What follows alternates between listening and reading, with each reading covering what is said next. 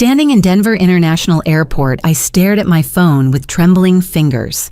3 weeks ago, I'd flown to Germany to bury Marcus, my husband of 8 years, after a sudden heart attack at 34.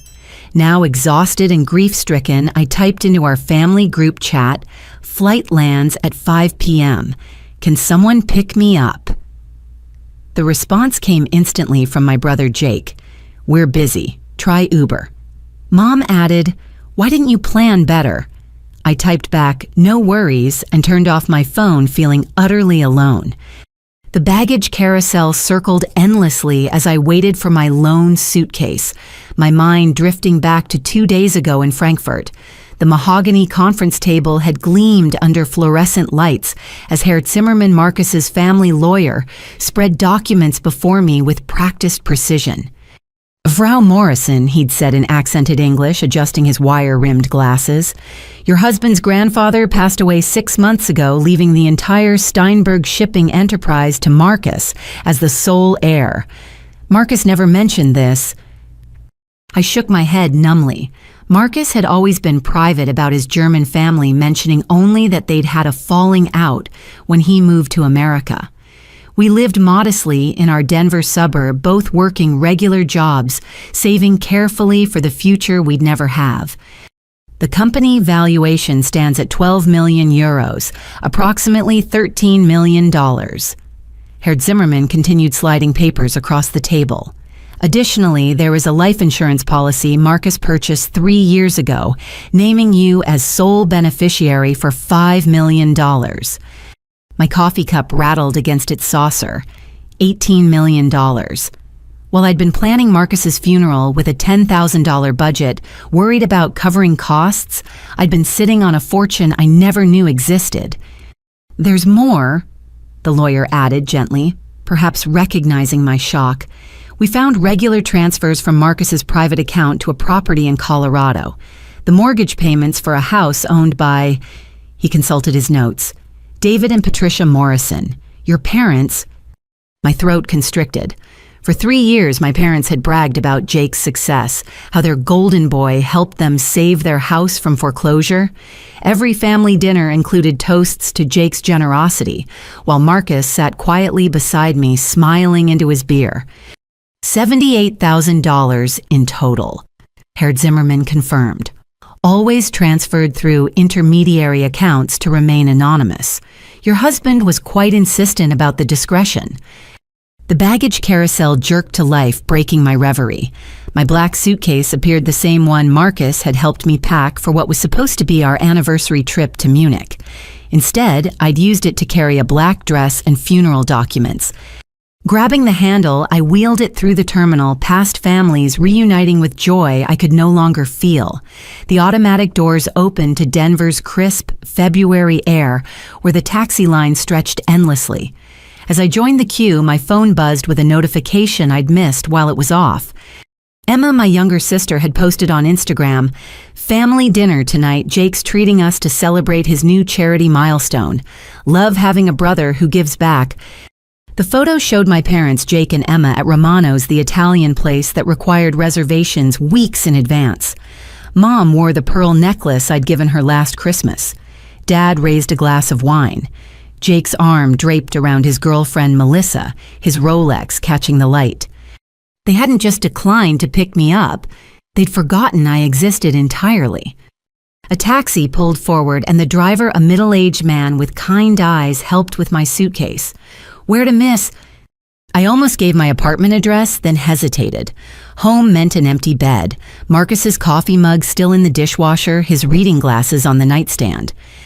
"Actually," I said, climbing in, "could you wait a moment? I need to check something." Scrolling through my phone, I found the family group chat, then noticed something odd. A second thread appeared in my messages, one I hadn't seen before: family planning. My name was included, but clearly by accident. The messages loaded, dated from this morning. Jake: "So we're all agreed, list Grandma's house while Susanna's gone." Emma: "She's too emotional to think clearly right now. We're doing her a favor." Mom: "The market's perfect. That old place could fetch $2 million easily." Dad: "Jake's already called his realtor friend. We can have it sold before Susanna even processes her grief. Emma. Honestly, she won't even notice, too wrapped up in her drama. Jake, money will be split 4 ways. We all need it more than she needs sentiment. Mom, meeting's at 6 tonight at the house. Bring the spare keys. My grandmother's house. The Victorian in Cherry Creek she'd left specifically to me when she passed 5 years ago. The house where I'd spent every summer learning to bake in her kitchen, reading in her garden. The house my parents had offered to maintain while I was too young to handle such responsibility. My hands trembled as rage replaced grief. While I was burying my husband, they were planning to steal my inheritance. Miss. The driver looked concerned. You all right? Change of plans. I said, my voice steady despite the storm inside. Take me to 17th Street downtown, the law offices of Coleman and Associates. As we pulled away from the airport, I typed a single message to Sarah Coleman, my college roommate turned estate attorney. Emergency. They're trying to sell Grandma's house. Can you see me today? Her response came instantly. Office in 20 minutes. Bring everything. I leaned back in the taxi, watching Denver's skyline approach. My family had chosen the wrong moment to reveal their true colors. They'd mistaken my grief for weakness, my silence for compliance. Marcus's ring caught the afternoon sun, throwing tiny rainbows across the taxi's worn interior. He'd always said the stone reminded him of my strength, how I could take something rough and transform it into something beautiful. I'm sorry, love, I whispered, touching the ring. Looks like that quiet life we planned will have to wait a little longer. The driver merged onto Interstate 70 while behind us the mountains stood witness to my transformation. The grieving widow who'd boarded in Frankfurt was gone. In her place sat a woman with $18 million and nothing left to lose. My phone buzzed again. Jake in the main chat. Hope your flight was good, sis. Let us know when you're settled. The performance of caring posted where others could see. I wondered how long they'd been pretending these people I'd called family. How many dinners had I sat through, listening to their false gratitude for Jake's help, while Marcus quietly paid their bills? How many times had they smiled to my face while planning to rob me blind? Denver's downtown towers grew larger, steel and glass, reaching toward a cloudless sky. Somewhere in one of those buildings, Sarah waited with legal weapons I hadn't known I'd need. Somewhere in Cherry Creek, my family gathered with spare keys to steal what was mine. They thought I'd return broken manageable too, lost in grief to notice their betrayal. They thought wrong. The taxi exited downtown, and I prepared for war. Sarah Coleman's office occupied the 32nd floor of a gleaming tower, its windows overlooking the entire Front Range. She met me at the elevator, her usual professional composure cracking when she saw my face. Jesus, Susanna. She pulled me into a hug designer suit, be damned. I'm so sorry about Marcus. When did you get back? An hour ago, I said, returning the embrace before pulling back, and I need your help. They're moving tonight. In her corner office, I spread my phone on her desk, showing the accidental group chat. Sarah's expression darkened as she read her manicured nails tapping against the glass surface. The house deed's in my office safe, she said, already pulling files. Your grandmother was smart to insist I keep the original, but this is bigger than just real estate theft. Sit, tell me everything. As I explained the German lawyer's revelations, Sarah's legal pad filled with notes. She asked pointed questions about the mortgage payments, the insurance policy, the shipping company inheritance. Every detail mattered. They've been living off your generosity while planning to rob you. She summarized fury bleeding through her professional tone. Jake's charity work, your parents' mortgage, Emma's nursing school tuition last year. Remember, you paid that. They've taken hundreds of thousands from you over the years while plotting to take more. I need to stop the house sale, I said. That's the immediate threat. We'll do more than stop it. Sarah's smile turned sharp. Colorado law is very clear about fraud and elder financial abuse. Your grandmother's will specified the house would pass to you with your parents as temporary caretakers only. If they've been collecting rent from the guest house without telling you, that's criminal. My head snapped up. What guest house rental? Sarah's fingers flew across her keyboard. I noticed payments in their bank records during your grandmother's estate filing. Assumed you knew. $2,000 monthly for the past 5 years. That's $120,000 they owe you. The revelations kept coming like body blows. While I'd been working overtime to help with what I thought were their financial struggles, they'd been stealing from me systematically. We need an emergency injunction. Sarah continued, already drafting documents. I'll file today to freeze any sale attempts. We'll also demand a full accounting of the guest house income. But Susanna, there's something else.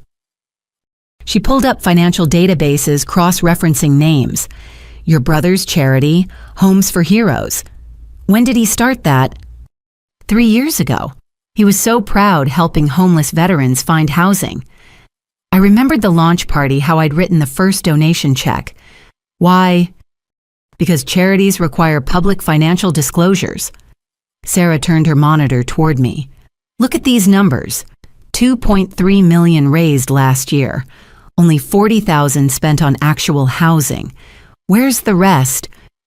My stomach dropped as I studied the screen. Administrative costs, $800,000. Marketing, $600,000.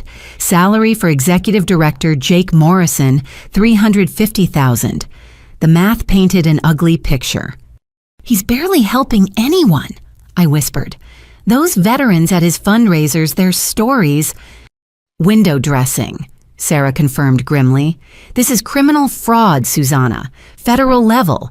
If he's been using your family's sob story about almost losing the house to gain sympathy donations while you were secretly paying the mortgage.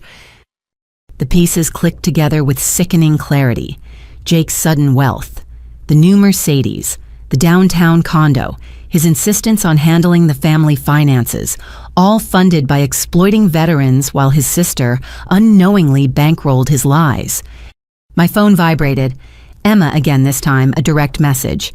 Hey sis, hope you're not too jet-lagged. Jake wants to handle Grandma's house stuff so you don't have to worry about it during this tough time. We got your back. The false sympathy made bile rise in my throat. Sarah noticed my expression. Forward me everything, she instructed. Every message, every email, every social media post about the charity or the house. We're building a case that will strip them of everything they've stolen and then some. As I shared files, Sarah made calls. Her voice carried authority that made assistants scramble and clerks expedite. Within an hour, she'd assembled a legal team and scheduled an emergency hearing for the next morning. The injunction will prevent any sale or transfer of the house, she explained. I'm also filing for immediate accounting of all rental income and demanding access to your grandmother's trust records.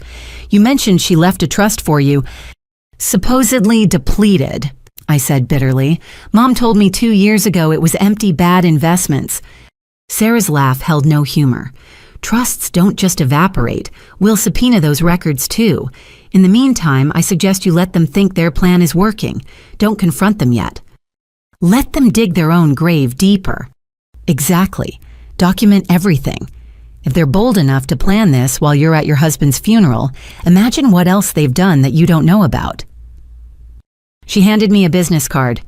This is Tom Bradley, a private investigator who specializes in financial fraud. Former FBI. He owes me a favor. Call him tonight. The sun set beyond the mountains, painting Denver's skyline in shades of gold and crimson. Somewhere across the city, my family gathered at my grandmother's house, dividing up my inheritance like vultures over carrion. There's one more thing, Sarah said as I prepared to leave. The German inheritance and insurance money. We need to move those assets immediately before your family learns about them. I have international banking contacts who can help. I nodded, then paused at her door. Sarah, what kind of person discovers their family has been stealing from them on the same day they return from their husband's funeral? The kind who's been too trusting for too long, she replied gently. The kind whose kindness was seen as weakness. But that woman died in Germany, didn't she? The one standing here now is different. Outside Sarah's building, I stood on the sidewalk breathing Denver's thin air. Rush hour traffic crawled past ordinary people, living ordinary lives, unaware of the war brewing in their midst. My phone showed 17 missed calls from various family members. The evening meeting must have started, and they'd realized I wasn't coming home to an empty apartment after all. Let them wonder. Let them worry. I hailed another taxi this time, heading to a downtown hotel. I couldn't go home yet, couldn't face Marcus's absence while planning my counterattack. I needed a neutral space to think, to plan, to transform fully into whoever I needed to become. As the taxi pulled away, I made my first offensive move. Opening my banking app, I canceled the automatic transfers I'd set up years ago. The monthly help for Emma's student loans canceled. The quarterly gifts for Mom's shopping habits canceled. The emergency credit card I'd given Jake for charity expenses canceled. Then I composed a single text to the main family chat. Jet lag hit hard. Crashing at a hotel tonight. See you all tomorrow. The responses came quickly, feigning concern and understanding. Jake offered to bring me dinner. Mom insisted I should stay with them. Emma sent heart emojis. Performances worthy of Academy Awards if I hadn't seen their true script. In the hotel room, I ordered room service and opened my laptop. The investigator Sarah recommended answered on the second ring, his voice gravelly but alert despite the hour. Ms. Morrison, Sarah Coleman said you'd call. I understand you have a time-sensitive situation. My family is attempting to steal my inheritance while defrauding veterans through a fake charity, I summarized. I need everything you can find by tomorrow morning. His low whistle carried through the phone. That's quite a list. Good thing I love a challenge. Send me what you have. As I forwarded documents, I thought about Marcus again. He'd always encouraged me to see the best in people, especially family. But he'd also kept meticulous records of his secret payments, as if some part of him knew this day might come. Protect yourself, mein Schatz, he'd often said, using his favorite German endearment. Your heart is so big sometimes you forget to guard it. Now sitting alone in a sterile hotel room, I finally understood what he meant. Love didn't require blindness. Trust didn't demand stupidity. And family was about more than shared blood. My phone buzzed with a notification from the investigator. Already found something. Your brother incorporated 3 different charities in 3 states, all with similar names, all funneling to the same accounts. This is bigger than you think. I closed my eyes, feeling the last of my naivety crumble. Tomorrow they'd learn that the woman who'd texted from the airport was gone. In her place stood someone harder, smarter, and far more dangerous. Someone who'd learned that the deepest cuts come from those closest to us. And someone who knew exactly how to cut back. Tom Bradley didn't look like a former FBI agent. Sitting across from me in the hotel restaurant at 7 the next morning, he resembled an accountant more than an investigator with his mild manner and wire-rimmed glasses. But his eyes held the sharpness of someone who'd seen humanity's worst and remained unfazed. Your family has been busy, he said, sliding a thick folder across the table. I worked through the night. What I found, well, let's just say your brother Jake could teach a master class in fraud. I opened the folder, my coffee growing cold as I absorbed the evidence. 3 separate veterans charities in Colorado, Nevada, and Arizona, all with variations of Homes for Heroes in their names. Bank accounts in multiple states, a web of LLCs and shell companies that would make a money launderer proud. The sophistication suggests this isn't his first scheme, Tom continued. I found 2 dissolved charities from 5 years ago, both shut down just before investigations could begin. Your brother's been perfecting this con for a while. What about my parents, Emma? Your parents are more opportunistic than criminal. They've been skimming from your grandmother's trust through management fees they awarded themselves. Technically legal, but ethically bankrupt. Your sister... He paused, adjusting his glasses. She's been actively helping Jake. She's listed as CFO of the Nevada charity. The betrayal cut deeper with each revelation. Emma, who'd cried at my wedding, who'd called Marcus her favorite brother-in-law, had been conspiring against me all along. There's more, Tom warned. The rental income from your grandmother's guest house. They've been hiding it through a property management company Jake owns. They also took out a home equity loan against the house 2 years ago. $150,000. They mortgaged my house. My voice came out strangled. Forged your signature. I have copies of the documents. It's textbook fraud, multiple federal crimes. But here's the interesting part. He pulled out another document. Your grandmother's original trust documents. The real ones, not the edited versions your parents showed you. I read through legalese until I found the number that made me gasp. $3.5 million. Plus growth over 5 years. Should be close to $4 million now. Your parents have been withdrawing the maximum allowed as trustees, while telling you it was depleted. They've stolen approximately $600,000. My phone buzzed. Sarah's name appeared. Get here now. They've accelerated their timeline. Tom drove us to Sarah's office in his unremarkable sedan, weaving through morning traffic, while I processed the magnitude of my family's crimes. This wasn't just greed or opportunism. This was systematic, deliberate theft spanning years. Sarah met us in the lobby, her usually immaculate appearance, slightly frazzled. They filed paperwork to list the house at 8 this morning. Jake knows someone at the assessor's office who expedited it. We need to move now. In her conference room, 3 other lawyers waited with laptops and legal pads. Sarah made quick introductions, her partners specializing in criminal real estate and financial fraud law. Here's our immediate strategy. Sarah began pulling up documents on the wall screen. First, we file the emergency injunction to stop the house sale. Second, we freeze all accounts related to your grandmother's trust. Third, we notify the FBI about the charity fraud. Fourth, we secure your international assets before they discover them. The criminal charges, I asked. Wire fraud mail, fraud identity theft forgery, money laundering, the criminal lawyer listed. Each carries serious federal time. Your brother's looking at 20 years minimum if convicted on all counts. My parents? Breach of fiduciary duty fraud, elder financial abuse. 5 to 10 years. Your sister, similar charges related to the charity scheme. The numbers felt surreal. My family faced decades in prison for their greed. Part of me wanted to feel sympathy, but then I remembered them toasting Jake at dinner while I sat alone in a German funeral home. Ms. Morrison. The financial lawyer spoke up. We need to discuss asset protection. Your husband's estate is substantial, and once your family learns about it, they'll try to claim rights to it. What rights? We were married. I'm his sole beneficiary. Desperate people do desperate things, Sarah interjected. They might claim community property rights, say you owe them money, anything to get their hands on it. We need to move those funds into protected accounts immediately. For 3 hours, we crafted legal documents that would dismantle my family's criminal enterprise. Injunctions, freezing orders, criminal referrals, asset transfers. Each signature felt like drawing a sword.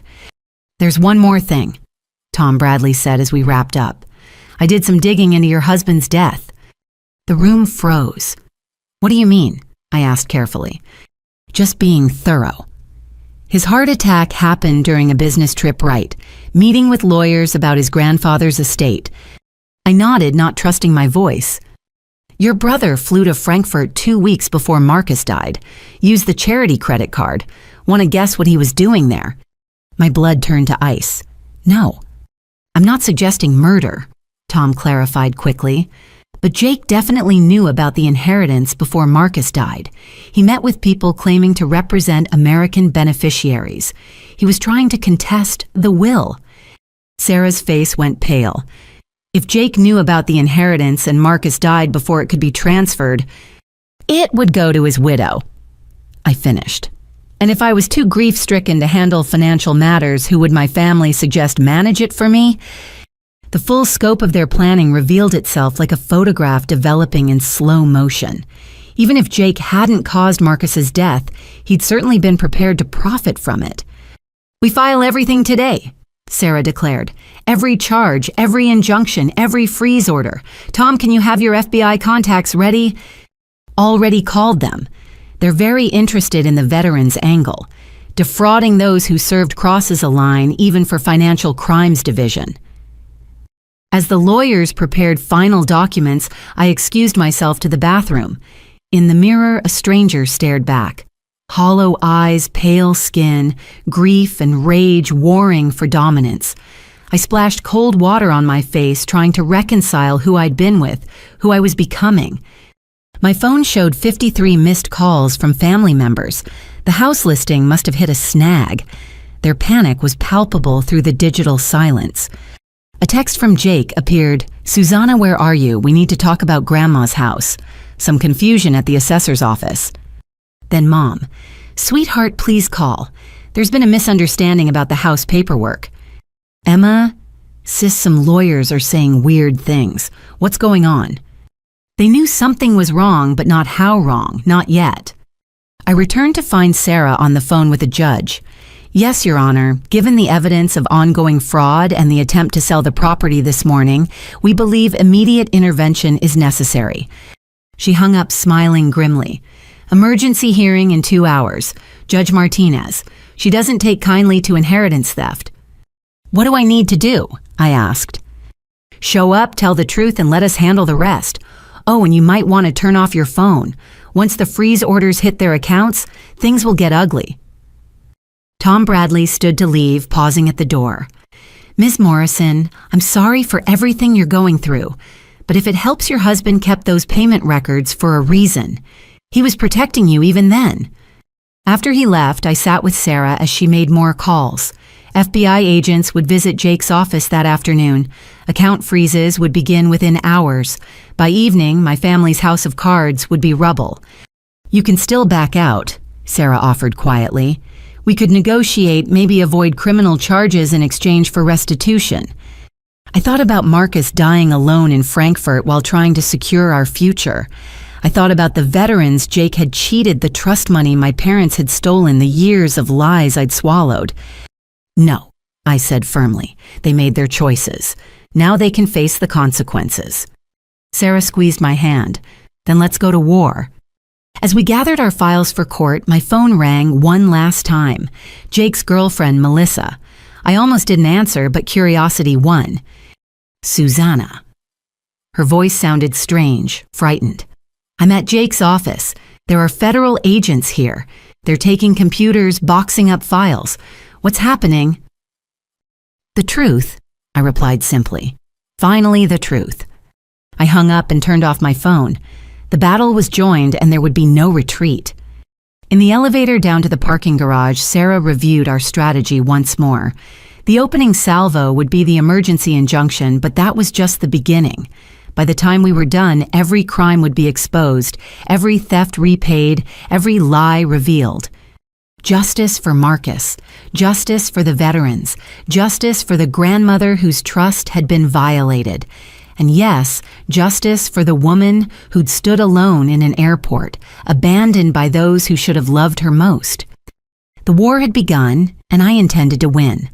The courthouse elevator was packed with the usual mix of lawyers, clerks, and anxious families. I pressed against the back wall, files clutched to my chest, when a familiar voice pierced through the chatter. Susanna Morrison." A woman near the front turned her press badge, catching the fluorescent light. Christina Walsh, Denver Post investigative reporter, and my high school newspaper co-editor. Time had sharpened her features, trading teenage softness for professional intensity, but her eyes held the same relentless curiosity that had won us state journalism awards. "Christina." I managed as bodies shifted to let her through. "It's been years." 12 years, she confirmed, studying my face with that reporter's gaze that cataloged everything. "I heard about Marcus. I'm so sorry. What brings you to court?" The elevator opened at our floor and we spilled into the hallway. Sarah touched my elbow, nodding toward our courtroom, but Christina's presence felt like providence. "Family matter," I said carefully. "Property dispute." Her eyebrows rose. "Must be serious if Sarah Coleman's representing you. She doesn't take simple property cases." We had 20 minutes before the hearing. 20 minutes that could change everything. I made a decision that would prove pivotal. Coffee, I suggested. The cafeteria is terrible, but we need to talk. Sarah started to protest, but I caught her eye. Trust me, this is important. In a corner booth of the courthouse cafeteria over burnt coffee and stale pastries, I gave Christina the abbreviated version. Her expression evolved from sympathy to interest to barely contained journalistic hunger. Your brother Jake, she interrupted when I mentioned the charity. Jake Morrison, who runs Homes for Heroes. You know it. Christina pulled out her phone, scrolling rapidly. I've been investigating suspicious veterans charities for 6 months. His name keeps surfacing, but I couldn't find solid evidence. Just whispers, complaints that disappeared veterans who suddenly wouldn't talk to me. He paid them off. Or threatened them. These are vulnerable people, many dealing with PTSD addiction issues, desperate for housing, easy to manipulate, easy to silence. Her voice carried the frustration of stymied investigation. But if you have proof... I glanced at Sarah, who gave a subtle nod. We'd filed the court documents, they were public record now anyway. 3 separate charities, multiple states, shell companies, diverted funds. I listed. My investigator found everything in one night. Christina's fingers flew across her phone screen, taking notes. How much money are we talking about? Millions raised, thousands spent on actual veterans. The rest went to Jake's salary, his condo, his Mercedes, administrative costs that don't exist. Holy shit, she looked up sharply. Sorry, it's fine. That was my reaction too. But Christina, there's more. They've been stealing from me for years. My grandmother's trust, my inheritance, even taking out loans in my name. The reporter in her was fully engaged, now leaning forward with that intensity I remembered from our school newspaper days. This isn't just charity fraud. This is a pattern of family financial abuse. Do you realize how big this story could be?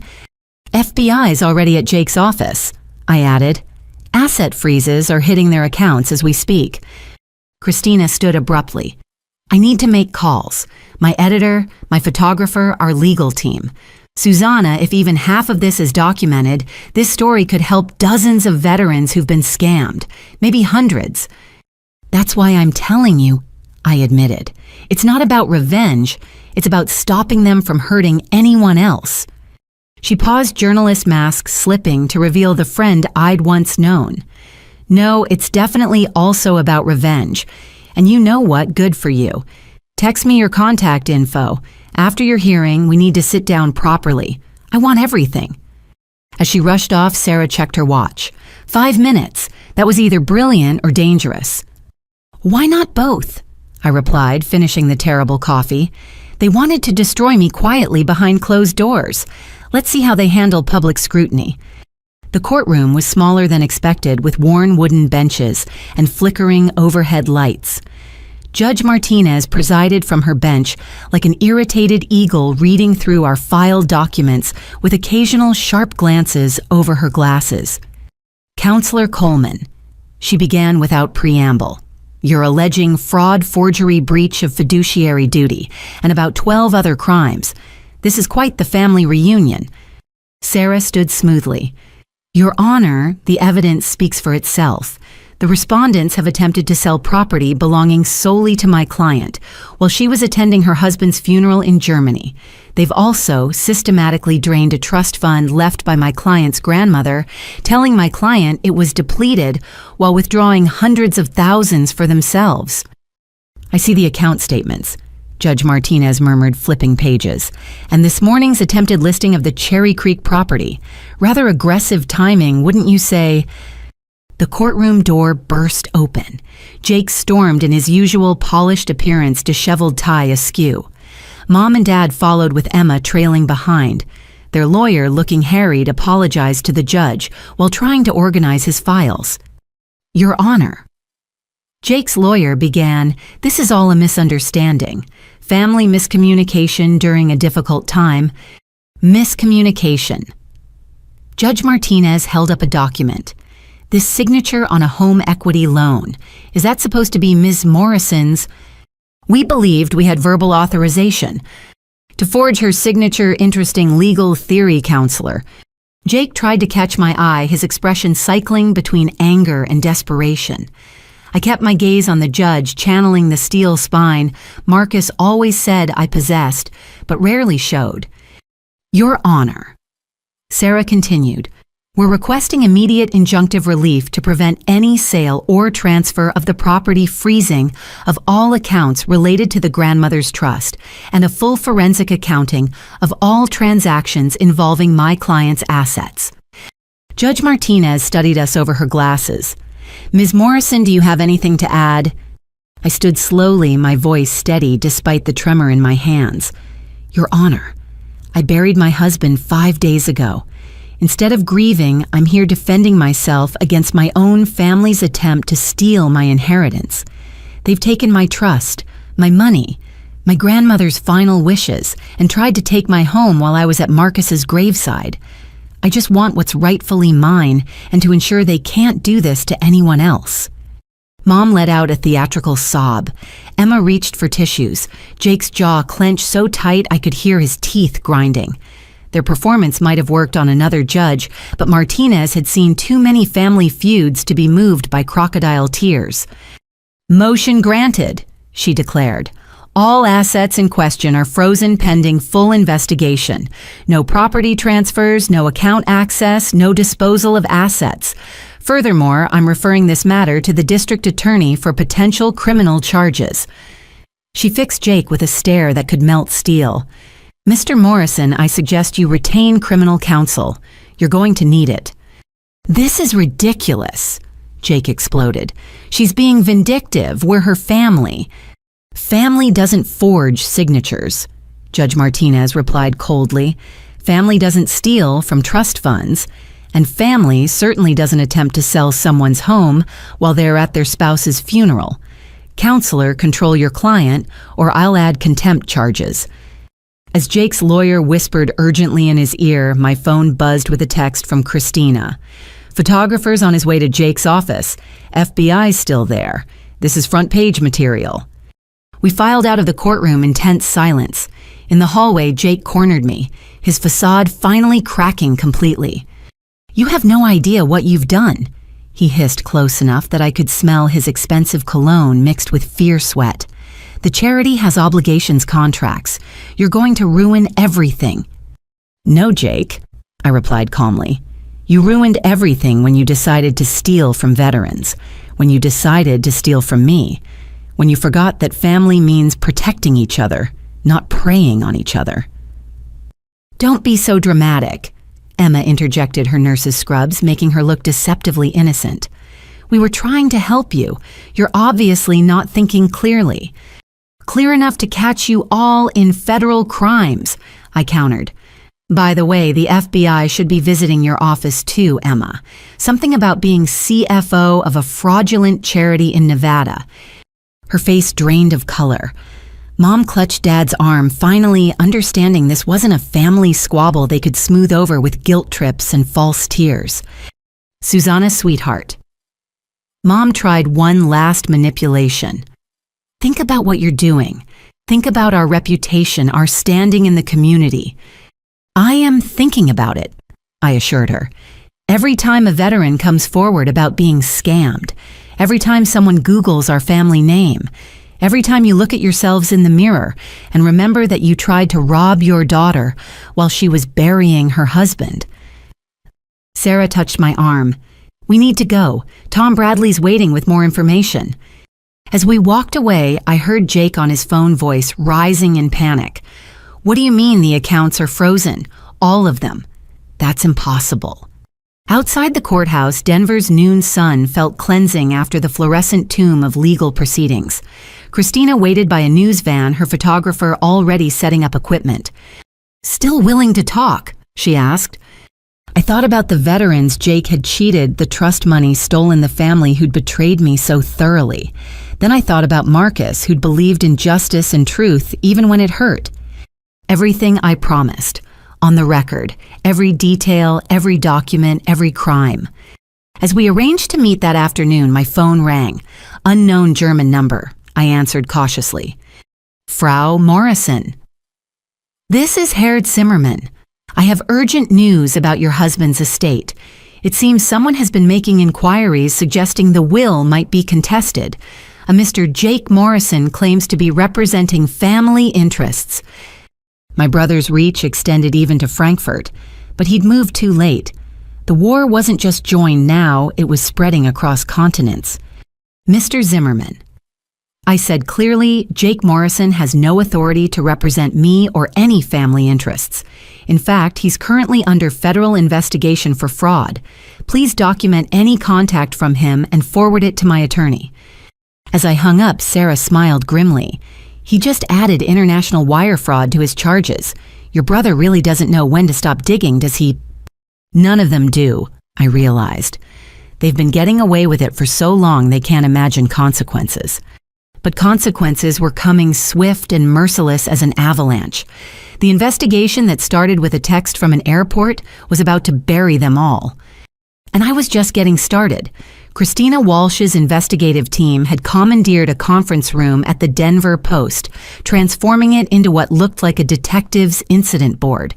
Photos of Jake at charity galas covered one wall connected by red string to financial documents, veteran testimonials, and corporate registrations. Two other reporters hunched over laptops while an editor paced behind them, occasionally barking questions. "This is bigger than we thought," Christina announced as Sarah and I entered. "Once word got out about the FBI raid, my phone hasn't stopped ringing. Veterans from 3 states want to share their stories." She gestured to a speakerphone where a gravelly voice was recounting his experience. "Promised me a house by Christmas 2023. Showed me pictures, had me speak at fundraisers, used my story for donations. Been sleeping in my car for 6 months now." My throat tightened. While Jake was buying his Mercedes, this man was living in his vehicle. "How many?" I asked quietly. "So far, 43 veterans have contacted us, all with similar stories. Promises made, photos shown, donations collected in their names, then silence." Christina pulled up a spreadsheet. "Based on the numbers, your brother raised over $8 million across all 3 charities. Built exactly 2 houses. Both went to veterans who happened to have attractive young daughters." The implication hung heavy in the air. Sarah's expression darkened further. "We need those veterans' full statements," she said, "for the criminal case and civil suits." Christina nodded to her colleague who was already typing. "We're coordinating with the VA and legitimate veteran organizations. They're furious. Scams like this make it harder for real charities to raise funds." My phone buzzed. "Tom Bradley. At your brother's office, you need to see this." 20 minutes later, we stood in the chaos of Jake's Homes for Heroes headquarters. FBI agents methodically boxed files while forensic accountants dissected hard drives. The walls displayed false triumph. Jake shaking hands with city officials presenting oversized checks, groundbreaking ceremonies for houses that never materialized. Tom led us to Jake's private office, now stripped of its pretense. "Found this hidden behind his diploma," he said, handing over a leather journal. Jake's meticulous handwriting filled pages with cynical calculations. "Veterans are perfect marks." One entry read, "Sympathy factor high, questioning low. Americans love supporting troops but never verify results." Another entry dated 3 months ago. "Susanna still clueless about house rental income. Mom playing grieving trustee perfectly. Estimate another year before questions arise." And then 2 weeks before Marcus's death, "Frankfurt meeting successful. If M dies before inheritance transfers, S inherits. Family can manage if she's too grief-stricken. If M lives, contest will on grounds of mental incompetence." I sank into a chair, the journal trembling in my hands. They'd been planning to declare Marcus mentally incompetent if he lived, or profit from his death if he didn't. "There's more," Tom said gently. "We found correspondence with a German law firm. Jake was trying to prove Marcus abandoned family obligations by moving to America grounds for contesting the will. He hired private investigators to dig up dirt." "Did they find anything?" Sarah asked sharply. "Nothing. Marcus's record was spotless. But the investigator did note Marcus's high stress levels during meetings, his complaints of chest pains." The unspoken possibility hung between us. Had Jake's harassment contributed to Marcus's heart attack, we'd never know for certain, but the timeline was damning. Christina appeared in the doorway, face flushed with urgency. "Susanna, we've got a situation. 3 news trucks just pulled up. Somehow words leaked about the family connection. They want statements." Through the office window, I could see reporters setting up veterans, gathering behind them with handmade signs. "Where's our houses? Stolen valor, stolen homes. Jake Morrison fraud, not hero." Let them wait, I decided. First, I want to meet some of these veterans. Christina made quick calls, and within an hour, we'd assembled at a nearby VFW hall. 12 men and women, various ages, united by service and betrayal. Their stories broke my heart in unique ways. Robert Chen, a double amputee who'd given Jake his disability payments as a down payment. He cried when I told him about losing my legs in Kandahar, said I reminded him of his best friend. It was all an act. Maria Santos, who'd lost her apartment while waiting for Jake's promised house. My kids asked why we were living in a shelter when Mr. Morrison said we'd have a home. What could I tell them? William Tucker, Vietnam veteran with severe PTSD. 40 years ago, I fought for this country, came home to people calling me baby killer, finally thought someone cared, turned out he was the real enemy. Each story added weight to my resolve. Jake hadn't just stolen money, he'd stolen hope from people who'd already sacrificed so much. I'm gonna make this right. I told them, meaning every word. Not just criminal charges, full restitution, real houses. I promise you. With what money? Robert asked, not unkindly, but skeptically. I thought of the 18 million waiting in Germany, of the 4 million in my grandmother's trust, of the assets we'd recover from Jake's theft. Money that should have helped you from the start, I said. My husband would have wanted his inheritance to serve those who served others. We're going to build a real charity with real houses, with real oversight. The room erupted in emotion. Some cried, others cheered. Many simply stared in disbelief that someone was finally taking their pain seriously. Outside the VFW hall, the media circus had grown. Jake's photo splashed across news vans with "Breaking Charity Fraud Scandal" banners. Christina squeezed my hand. Ready for this? I thought of Marcus, of his quiet strength and unwavering integrity. He'd have faced the cameras without flinching, spoken truth, without embellishment. Let's do it, I agreed. The reporters surged forward when we emerged, shouting questions. Christina raised her hand for silence, her press credentials giving her priority. Ladies and gentlemen, this is Susanna Morrison, the whistleblower who exposed the Homes for Heroes fraud. She'll make a brief statement. Then I'll be publishing a full investigation in tomorrow's paper with extensive documentation. I stepped to the microphone's flashbulbs, firing like strobes. In the crowd, I spotted a familiar car, Mom's silver Lexus faces pressed against windows. Let them watch. My brother, Jake Morrison, has spent 3 years pretending to help homeless veterans while stealing millions in donations. I began voice steady despite internal tremors. He used their stories, their pain, their hope to line his pockets. This ends today. Questions exploded. How long had I known? Was the whole family involved? What about criminal charges? I answered what I could, careful not to compromise the legal cases. Then one reporter asked something that cut through the noise. Your husband just died. You're fighting your family, exposing massive fraud. Why put yourself through this? The genuine curiosity in her voice made me pause. Why, indeed, I could have taken my inheritance, moved away, started fresh somewhere my family couldn't reach. Because running would make me complicit. I answered slowly. Every day Jake's fraud continued would be another veteran betrayed. My husband believed in doing what's right, even when it's hard, especially when it's hard. This is how I honor his memory. Sarah stepped forward, then adding legal weight to moral clarity. The FBI has assured us additional arrests are imminent. We're coordinating with the IRS state attorneys general in 3 states and the Department of Veterans Affairs. This criminal enterprise ends now. As we fielded questions, my phone vibrated constantly. Family members, family friends, strangers who'd found my number. I ignored them all except one, Emma's husband, Daniel. "Susanna, I swear I didn't know." His message read, "Emma just told me everything. I'm filing for divorce. I'm so sorry." Another family shattered by greed, another casualty of Jake's schemes. The press conference finally ended when Christina announced her story would include exclusive documents and interviews. Reporters scattered to file their own pieces, already crafting headlines that would destroy my family's reputation forever. In the parking lot, the silver Lexus remained.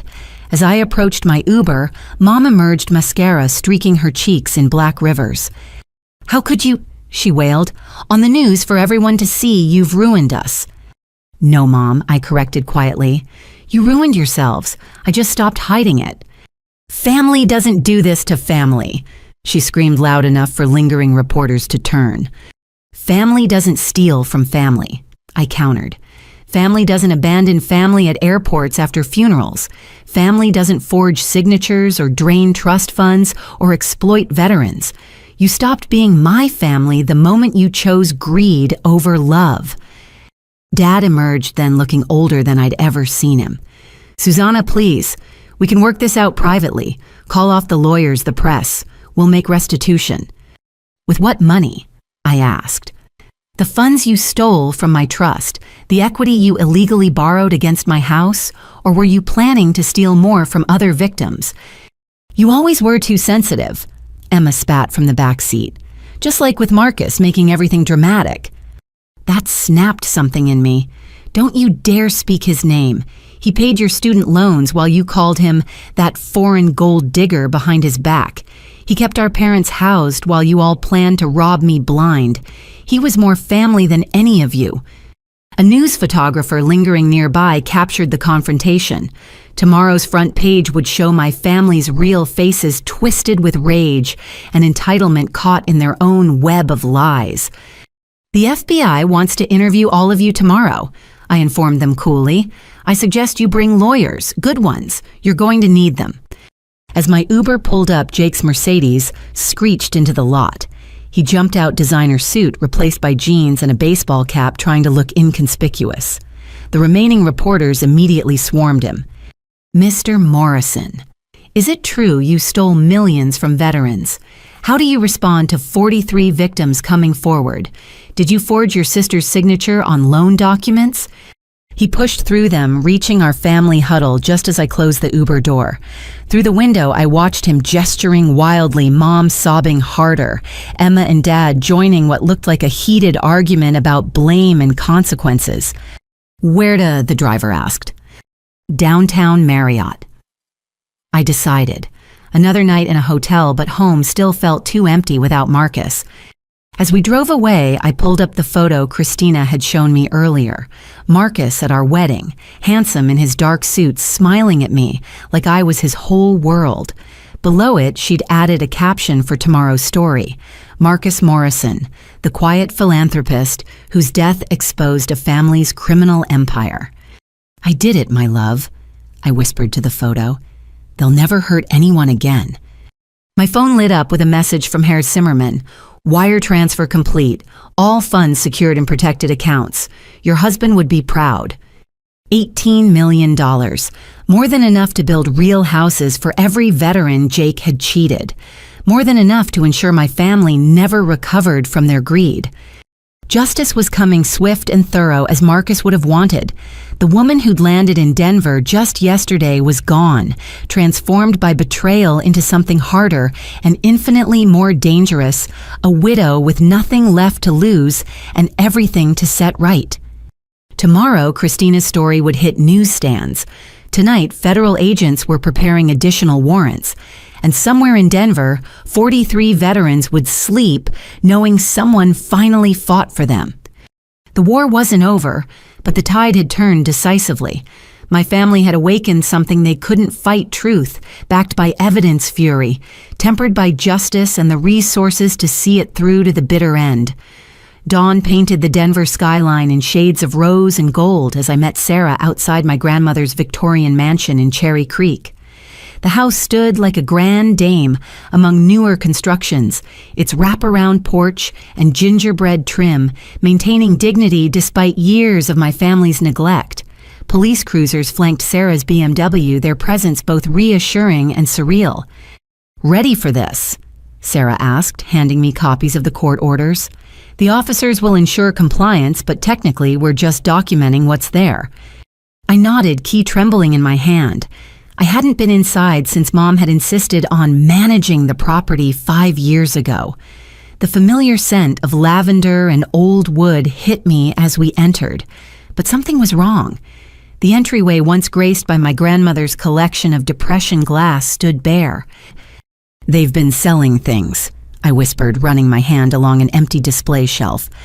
Officer Martinez, a no-nonsense woman with kind eyes, began recording while her partner photographed everything. Room by room, we cataloged the theft. Grandmother's Tiffany lamps gone, the Persian rugs she'd collected during her travels missing. Even the copper pots she'd used to teach me jam making had vanished.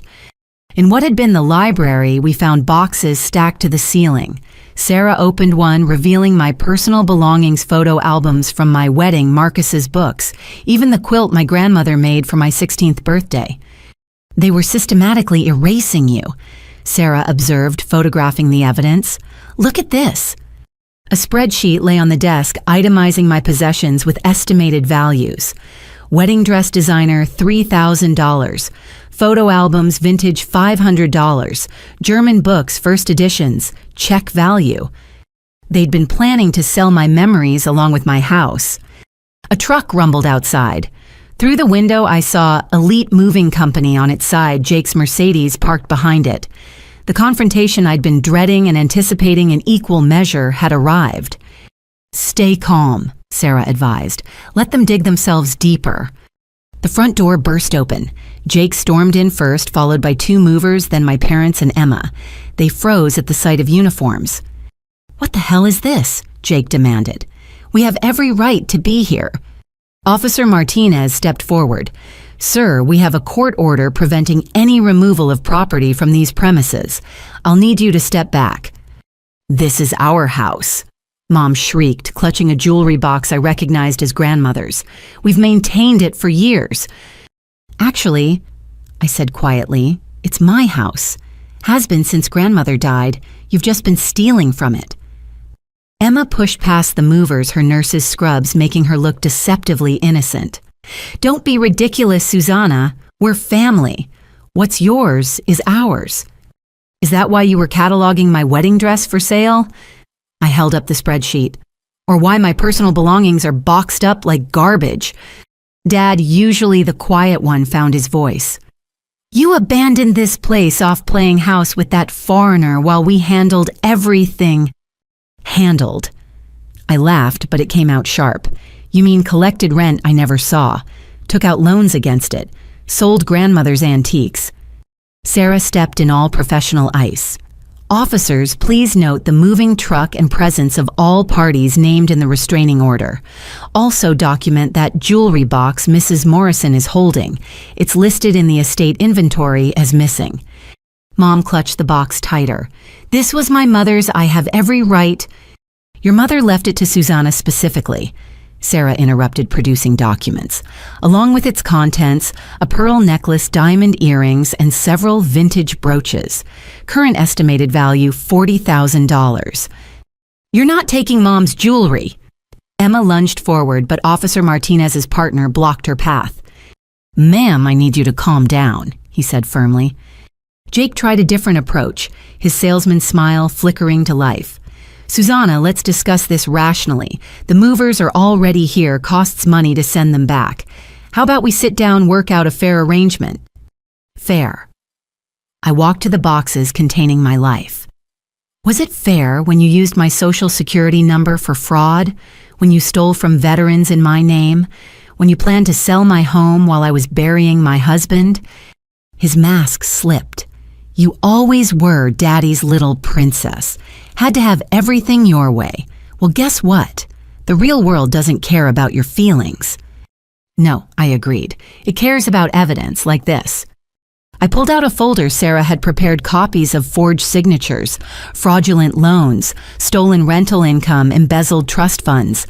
The numbers were staggering, the proof irrefutable. 500,000 from the trust, 120,000 in hidden rental income, 150,000 in fraudulent loans, and that's before we get to your charity scam. I met each of their eyes in turn. The real world cares about prison sentences for all of that. Emma's bravado cracked. "Danny left me," she whispered. "Took the kids, said he couldn't be married to a criminal. Are you happy now?" "Your choices led to that, not mine," I replied, though part of me ached for my nephews. "Just like your choices led to this." The movers, sensing the situation's gravity, began edging toward the door. Jake grabbed one's arm. "I hired you. You work for me." "Not anymore," the man replied, shaking him off. "We don't do illegal moves." As they left, Jake's composure shattered entirely. "You have no idea what you've done. I have obligations, people expecting payment. They'll come after all of us." "Who?" Sarah demanded, recording everything. "Who's expecting payment?" Jake clamped his mouth shut, but fear flickered in his eyes. Officer Martinez made notes while her partner continued photographing. Mom sank onto the stripped living room floor, still clutching grandmother's jewelry box. "How did it come to this? We're family. Family forgives. Family doesn't steal," I countered, exhausted by their refusal to accept responsibility. "Family doesn't betray. Family shows up at the airport when you've just buried your husband." "Still harping on that," Emma snapped. "God, get over yourself." The callousness broke something in me. I walked to a box, pulled out a photo from my wedding, Marcus and me dancing, my family smiling in the background. The contrast between that image and today's reality was devastating. "Look at this." I held it up. "Remember this day you all gave speeches about family bonds, about always being there for each other. Emma, you called Marcus your brother. Mom, you cried happy tears. Dad, you welcomed him to the family. Jake, you were his groomsman." They couldn't meet my eyes. 6 months later, you started stealing from the trust. A year later, you were taking out loans in my name. 2 years later, you were planning to take my house, all while smiling at family dinners, accepting our gifts, letting Marcus secretly pay your bills. "We didn't know about that," Dad protested. "Because you never asked why your mortgage suddenly became manageable. You just assumed Jake was helping, played into the narrative that made you feel good." I set the photo down gently. "Marcus kept every receipt, every transfer record. He knew eventually you'd show your true colors." Sarah's phone buzzed. She stepped away to answer, her expression darkening as she listened. When she returned, her professional mask couldn't hide her shock. "That was the FBI. They've uncovered something significant about Jake's charity. The veterans were just the beginning. He was also embezzling from corporate sponsors, filing false tax returns, and..." She paused, "maintaining connections with international money laundering operations." Jake went pale. "That's not... I didn't..." "They have emails, Jake, wire transfers to offshore accounts, shell companies in Cyprus and Malta." Sarah's voice was clinical, but I heard the disgust underneath. "You weren't just stealing from veterans. You were helping drug cartels wash money through charitable donations." The room erupted. Mom screamed at Jake. Dad grabbed him by the collar. Emma backed against the wall, phone out, frantically texting. Officer Martinez called for backup, while her partner moved to separate the men. In the chaos, I noticed something, a small key taped under grandmother's desk drawer.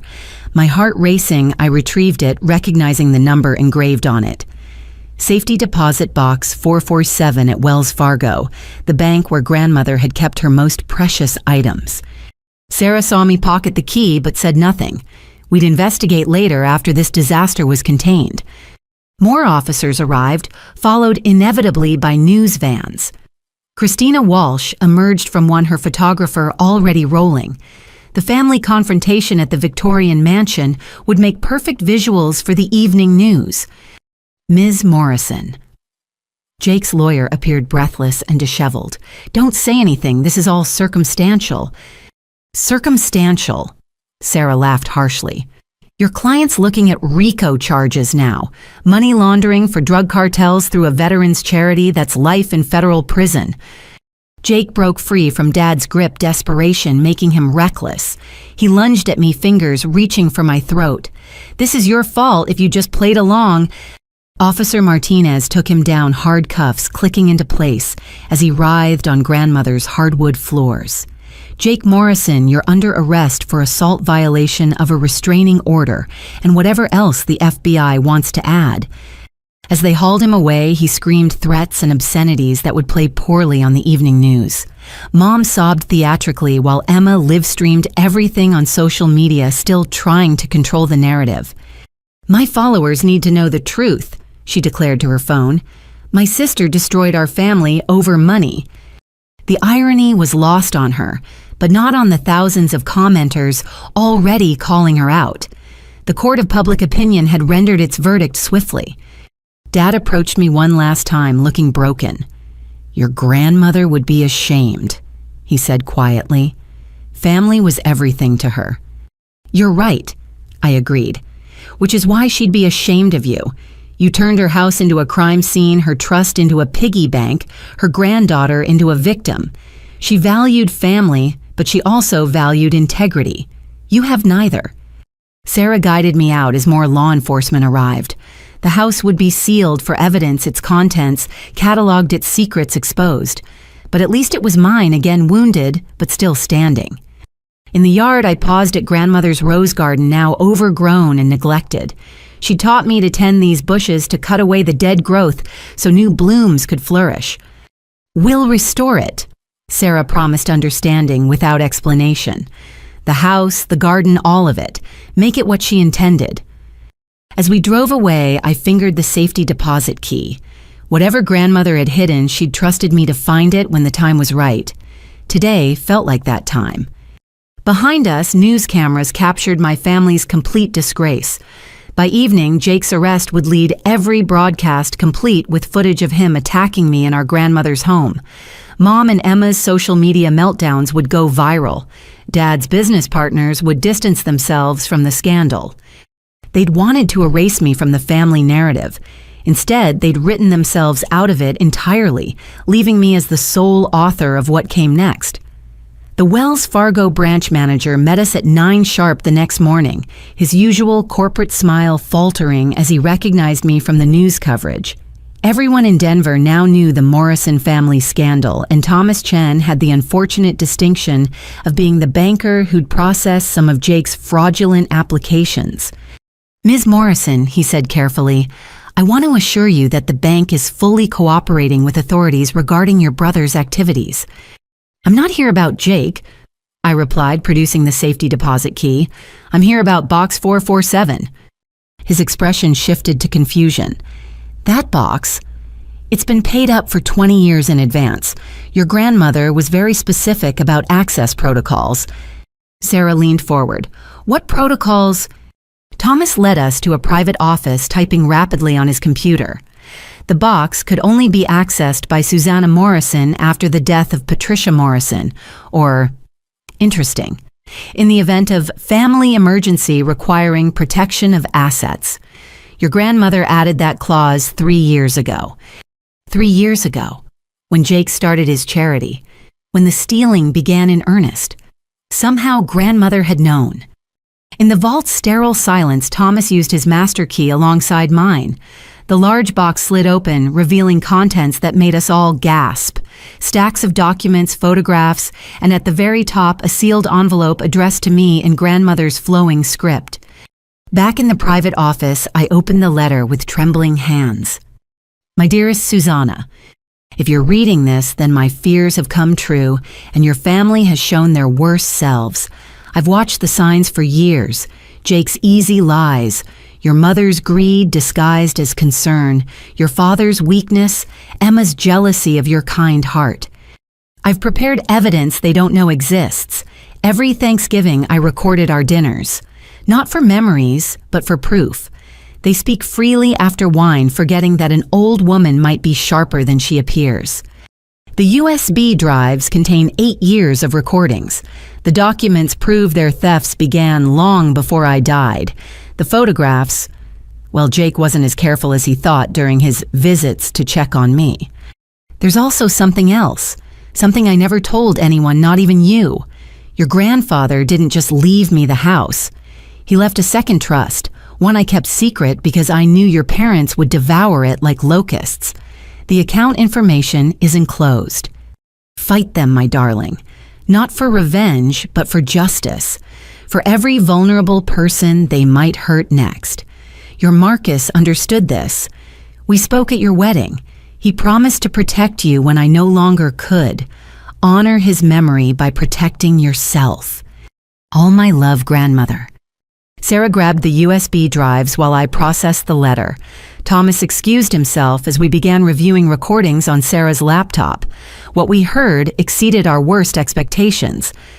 Thanksgiving 2018, Jake laughing about bleeding hearts opening their wallets for veterans. They eat up sob stories. Flash a Purple Heart watch donations pour in. Christmas 2019, mom discussing the house. Once mother passes, we sell immediately. Susanna's too sentimental to handle it properly. Easter 2020. Emma drunk on champagne, mocking me. Perfect Susanna with her perfect husband. She'll learn. When life gets hard, we'll be there to help manage her assets. Thanksgiving 2021. The whole family planning my grandmother's funeral while she served pie in the next room. The trust money's almost gone, Dad said. We need to be named executors to access the rest. But the most damning recording came from just 2 months before grandmother died. Jake. The old bat changed her will again. Everything to Susanna. Mom will contest it. Mental incompetence. Emma. Or maybe Susanna has an accident. People grieve differently, make poor choices. Jake. Don't be stupid. We're not murderers, we're opportunists. Big difference. Sarah paused the recording, face pale. They discussed hurting you. That's conspiracy. I couldn't speak. The family I'd loved, defended, supported. They'd been plotting against me for years. Grandmother had known and tried to protect me even from beyond the grave. The photographs were equally damning. Grandmother had installed a hidden camera in her study after things started disappearing. Frame by frame, we watched Jake stealing silverware, mom pocketing jewelry, Emma rifling through financial documents. This changes everything, Sarah breathed. This isn't just recent theft. This is a pattern of criminal behavior spanning years. Thomas knocked, looking shaken. Ms. Morrison, I found the second trust account your grandmother mentioned. It's substantial. The number on the screen made me sink into a chair. $15 million. Hidden, protected, waiting. Your grandmother was Eleanor Hartley before marriage, Thomas explained. The Hartley Railroad fortune. She lived modestly by choice, but the wealth remained. This account was opened in 1995, accessible only by you, only after her death, only with proper documentation. My family never knew. The account was held under her maiden name at our private banking division. Unless someone knew to look for Eleanor Hartley, not Morrison, they'd never find it.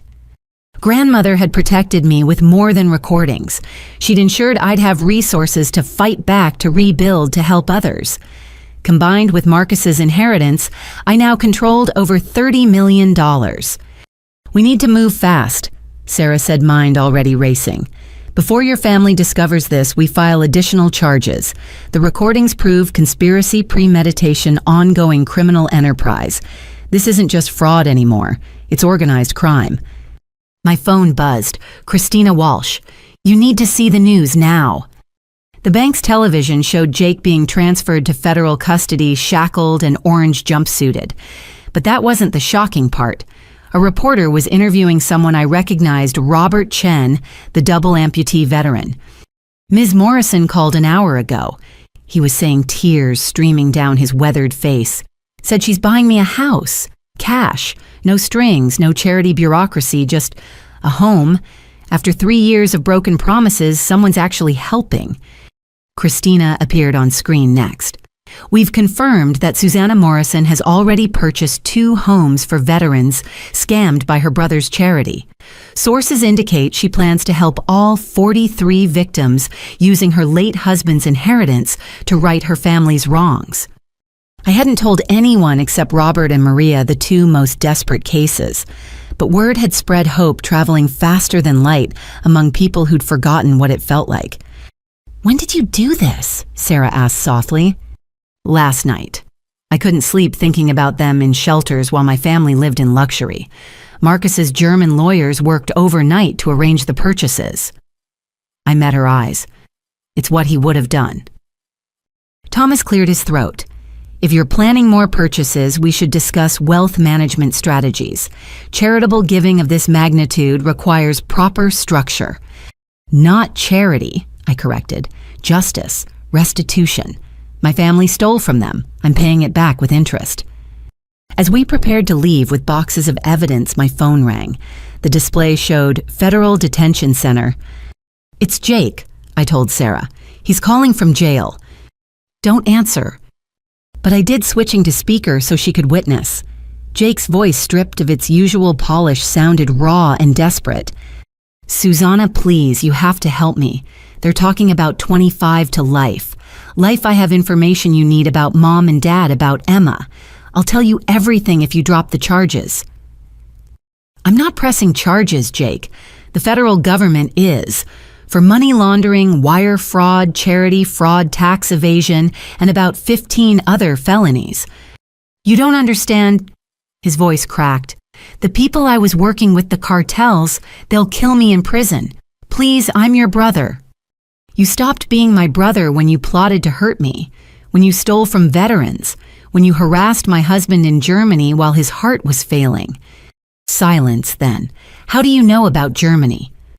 "I know everything, Jake, including the recordings from grandmother's house. 8 years of evidence. Every cruel word, every criminal plan, every time you laughed about bleeding hearts and easy marks." The silence stretched longer this time. When he spoke again, his voice was smaller, defeated. "Everything we built is gone. The charity, the reputation, the money, even Melissa left. Cleared out my accounts first. Is that enough for you? Haven't we suffered enough? Ask the 43 veterans you betrayed if you've suffered enough. Ask the families who donated their last dollars believing you'd help heroes. Ask Marcus, who died knowing you were trying to steal his inheritance." "I didn't kill him." "No, you just made his last weeks miserable with harassment and threats. Tell me, Jake, when you heard he died, was your first thought grief or opportunity?" He hung up without answering, but I knew the truth. They all saw opportunity in my husband's death. The recordings proved it. "You okay?" Sarah asked gently. "Getting there," I admitted. Each revelation hurts less than the last, like building immunity to poison. We left the bank with boxes of evidence that would ensure my family never recovered. But more importantly, we left with resources to build something better. Grandmother and Marcus had both tried to protect me, each in their own way. Now it was my turn to protect others. That afternoon, I sat in my hotel room making lists. 43 veterans needing homes, legitimate charities needing support, a grandmother's house needing restoration, a life needing rebuilding. The news played in the background, my family's disgrace on endless loop. Jake in handcuffs, Mom and Emma's arrests at their homes, Dad's business partners abandoning ship. The Morrison name had become synonymous with greed and betrayal. But it didn't have to stay that way. With $30 million and a clear mission, I could redefine what Morrison meant. Not theft, but restitution. Not betrayal, but justice. Not greed, but generosity. My phone rang again. This time the caller ID showed Hope Maria Santos, the veteran who'd lost her apartment. "Ms. Morrison, I just got a call from a real estate agent. She says you bought a house for my family. That can't be right. Things like this don't happen to people like us." "They do now," I promised. "The address is 1427 Oak Street. 3 bedrooms, 2 baths, fenced yard for your children.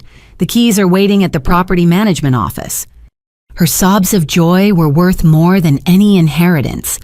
This was what money should do: heal wounds, restore hope, rebuild lives.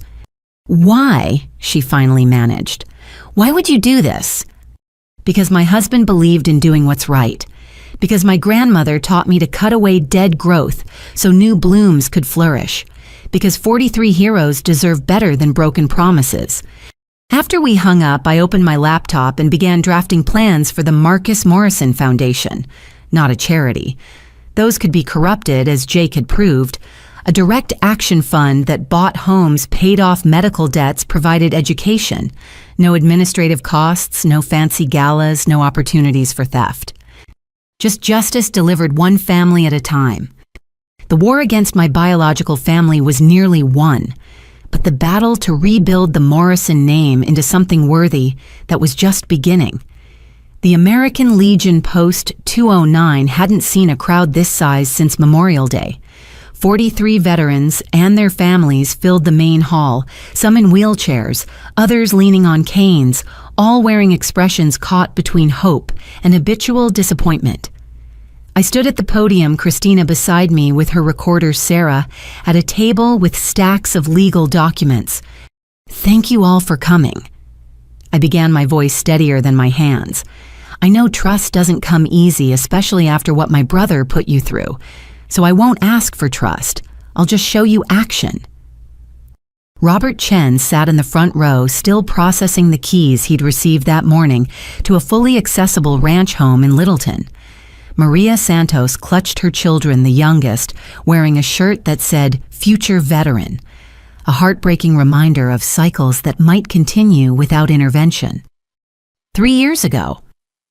Robert spoke up without prompting. Jake Morrison looked me in the eyes and promised I'd never sleep in my car again. He took photos with my prosthetics, used my story for fundraising, raised $80,000 in my name. I saw exactly 900 of it. He continued, anger bleeding through. For moving expenses to a home that never existed. Been living in VA parking lots ever since, showering at truck stops, wondering what I did wrong. Maria stood next. He had us speak at galas, rich people crying into champagne while writing checks. My daughter asked if we could move into the hotel ballroom since everyone there seemed so worried about us having homes. One by one, they shared their stories. William Tucker revealed Jake had him sign papers granting temporary power of attorney for housing applications, then used it to open credit cards. Sarah made rapid notes, more federal charges to add to Jake's growing list. He targeted us specifically, said Angela Foster, a Navy veteran with severe PTSD. Knew we were vulnerable, desperate, trained to follow orders and not ask questions. Perfect victims for a con artist in a $1,000 suit. $2,000, I corrected, remembering Jake's bragging. His suits cost $2,000 each. Well, I've been wearing the same jacket for 5 winters, someone called out. The anger in the room was palpable, years of betrayal, crystallizing into rage. But I hadn't come to stoke fury. I'd come to deliver justice. Here's what happens now, I announced, gesturing to Sarah. Every person in this room who was promised housing by Jake's fake charity will receive a home. Not a promise, not an application, not a maybe, a deed, in your name, free and clear. Stunned silence greeted this declaration. Veterans were used to promises, not deliveries. Additionally, I continued, anyone who gave money to Jake's charity will be reimbursed double. If you gave $1,000, you get $2,000. If you took your disability check, you get 2 months back. With what money? William Tucker asked suspiciously. Another charity scam? With money that should have helped you from the start. My husband left me resources to do what's right. My grandmother left me the means to fix what my family broke. I pulled out a bank statement showing the available funds.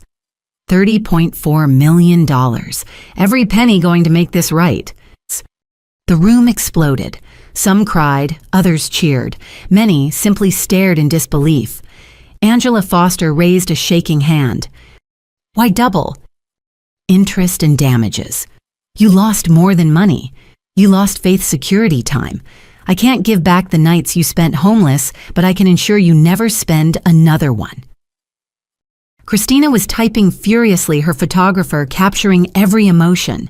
This would be tomorrow's front page real help for real heroes, funded by poetic justice. Sarah began calling names, distributing packets containing property listings. You choose, she explained. Each packet has 5 options in your price range. All move-in ready, all in safe neighborhoods, all yours the moment you sign. As veterans approached the table, some moving like they were in a dream, others brought something I hadn't expected: evidence. Been saving everything, said Marcus Williams, no relation, though the name made my heart clench. Knew someday someone would listen. He produced a battered folder containing every email receipt and false promise from Jake's charity. Others had similar documentation: photos from fundraisers where they'd been paraded like props, contracts for homes that existed only on paper, screenshots of Jake's social media posing with veterans while living in luxury. We tried reporting him, Robert explained. But who believes homeless vets over a celebrated philanthropist? Cops said it was civil matter. FBI said gather more evidence. Media said prove it wasn't just sour grapes. Christina's been investigating for months, I said, nodding to the reporter. Your evidence plus what we've found will ensure Jake never scams anyone again. Where is he now? Maria asked quietly. Your brother. Federal Detention Center. No bail due to flight risk and cartel connections. He's looking at 25 to life if convicted on all charges. Good, she said flatly. My kids asked if the bad man who lied about our house was sorry. I told them sorry is what you say when you step on someone's foot, not when you steal their future. As the meeting continued, more truth emerged. Jake hadn't just stolen money. He'd stolen dignity. Veterans spoke of the humiliation of being evicted after believing they'd have homes, of explaining to children why Christmas was spent in shelters, despite Mr. Morrison's promises, of other veterans avoiding legitimate charities, assuming all were scams. He poisoned the well, William said. Now when real charities reach out, we wonder what the catch is. Trust once broken. He shrugged the gesture, carrying volumes. Then let's rebuild it, I suggested. Not through charity, but through direct action. No middlemen, no administrative costs, no galas. Just identifying needs and meeting them. What about those not here? Angela asked. Jake scammed veterans in Nevada and Arizona, too. Christina has their contacts. Every single person he defrauded will be made whole. If we missed anyone, they can reach out through the law firm. I handed out cards with Sarah's information. No statute of limitations on making this right. The formal meeting evolved into something unexpected: community. Veterans who'd been isolated by shame and circumstance began exchanging information. Phone numbers were shared, resources compared, support networks forming organically. This is what Jake prevented, Robert observed. Kept us separate so we couldn't compare notes, couldn't organize, couldn't fight back. Christina pulled me aside. This is incredible. The human interest angle alone. But Susanna, you realize what you're doing. You're essentially admitting your family's guilt, taking responsibility for their crimes. Someone has to, I replied simply. They won't, so I will. Your story's resonating beyond Denver, Christina explained. Other fake charities are being exposed. Real ones are implementing better oversight. You've started something. But I wasn't interested in starting movements. I was interested in 43 heroes having roofs over their heads by Christmas. Sarah approached with numbers.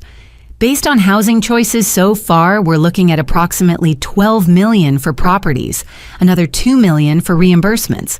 Well, within budget. What about furniture, utility deposits, moving costs? She smiled. Already factored. Each family gets a $10,000 fresh start fund for necessities. Make it 15, I decided. They've waited long enough for basic dignity. As the meeting wound down, each veteran stopped to speak with me personally. Some offered thanks. Others shared photos of children who'd have bedrooms for the first time in years. William Tucker, the Vietnam vet who'd been suspicious, gripped my hand with surprising strength. Your grandmother raised you right, he said quietly.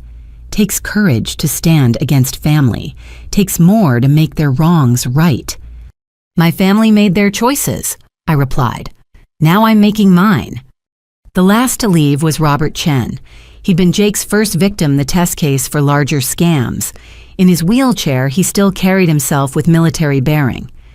Ms. Morrison, I need you to know something. Your brother didn't just steal money. He stole hope. Do you know what that does to a person? To believe just for a moment that someone cares, then realize it was all lies. I thought about airport texts, family dinners built on deception, a husband who died believing family meant something. Yes, I said softly. I know exactly what that does. He studied my face, recognizing a fellow survivor. Then you know why this matters. Not the houses, though God knows we need them, but that someone finally said, I believe you, and backed it up with action. Marcus would have done this immediately, I admitted. He was always the better person. I'm just trying to honor what he'd want. From what I see, Robert said, wheeling toward the door, you're doing him proud. The empty hall echoed with ghosts of promises broken and kept. Christina finished her interviews while Sarah packed up legal documents. Tomorrow, property transfers would begin. By week's end, 43 families would have addresses that no one could take away. You know your family will claim this is admission of guilt, Sarah warned as we left. Their lawyers will argue you're acknowledging responsibility for Jake's crimes. Let them. I have grandmother's recordings, the FBI has Jake's financials, and 43 veterans have the truth. Arguments won't change facts. Outside, Denver's skyline glittered against the darkening sky. Somewhere in federal detention, Jake was discovering that orange jumpsuits and concrete cells were less comfortable than $2,000 suits and downtown condos. Somewhere, Mom and Emma were on house arrest, their social media accounts silent for the first time in years. Somewhere, Dad was learning that business associates flee faster than family when scandal hits. But here, in this moment, 43 veterans were calling loved ones with impossible news they were going home. Not to shelters or cars or friends' couches, but to homes with their names on deeds, bought with money that karma had delivered through unexpected channels. What's next? Christina asked as we parted ways.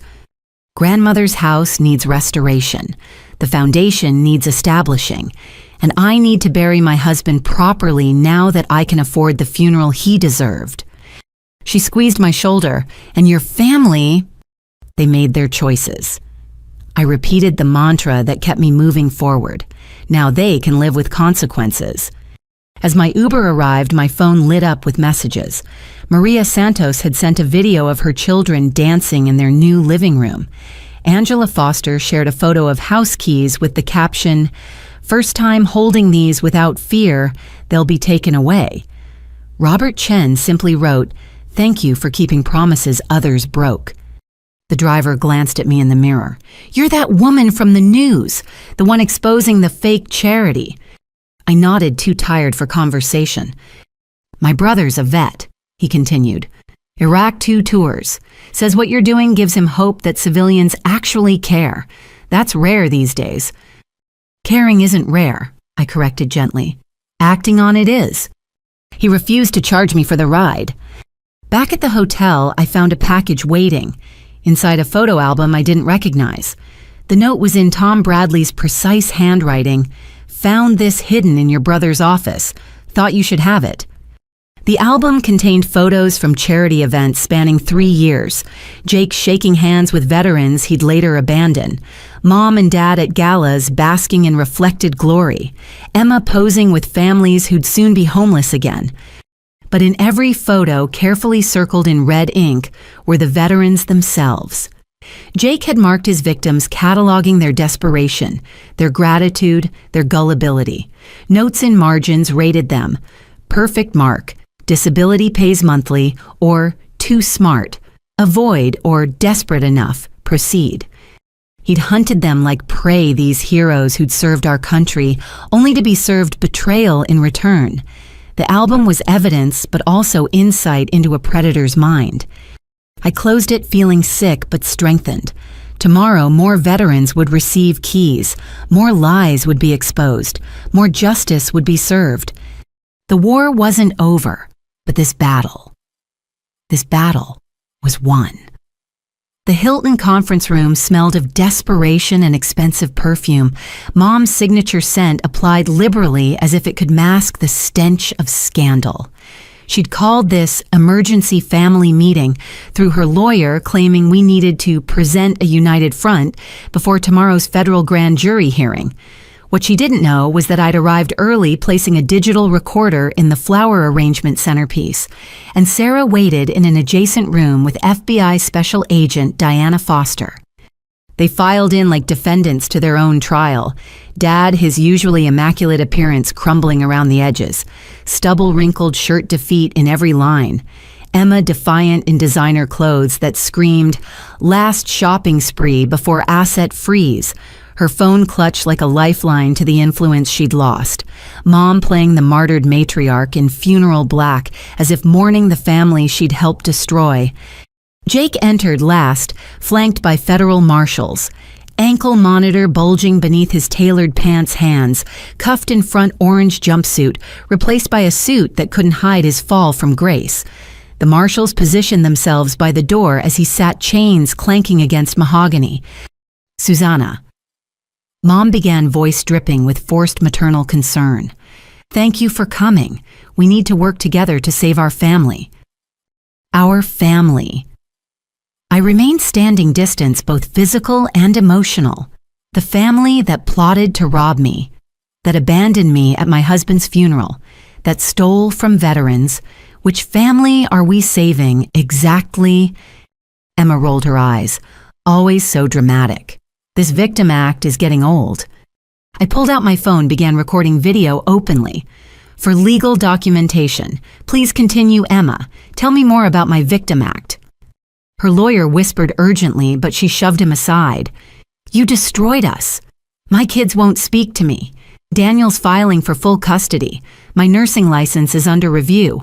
All because you couldn't just let things go." Let things go.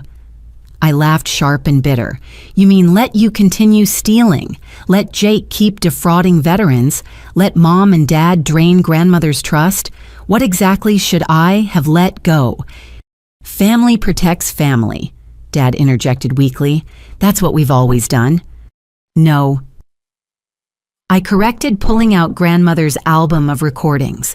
"Family preys on family. That's what you've always done. Should I play the Thanksgiving recording where you discussed my accident?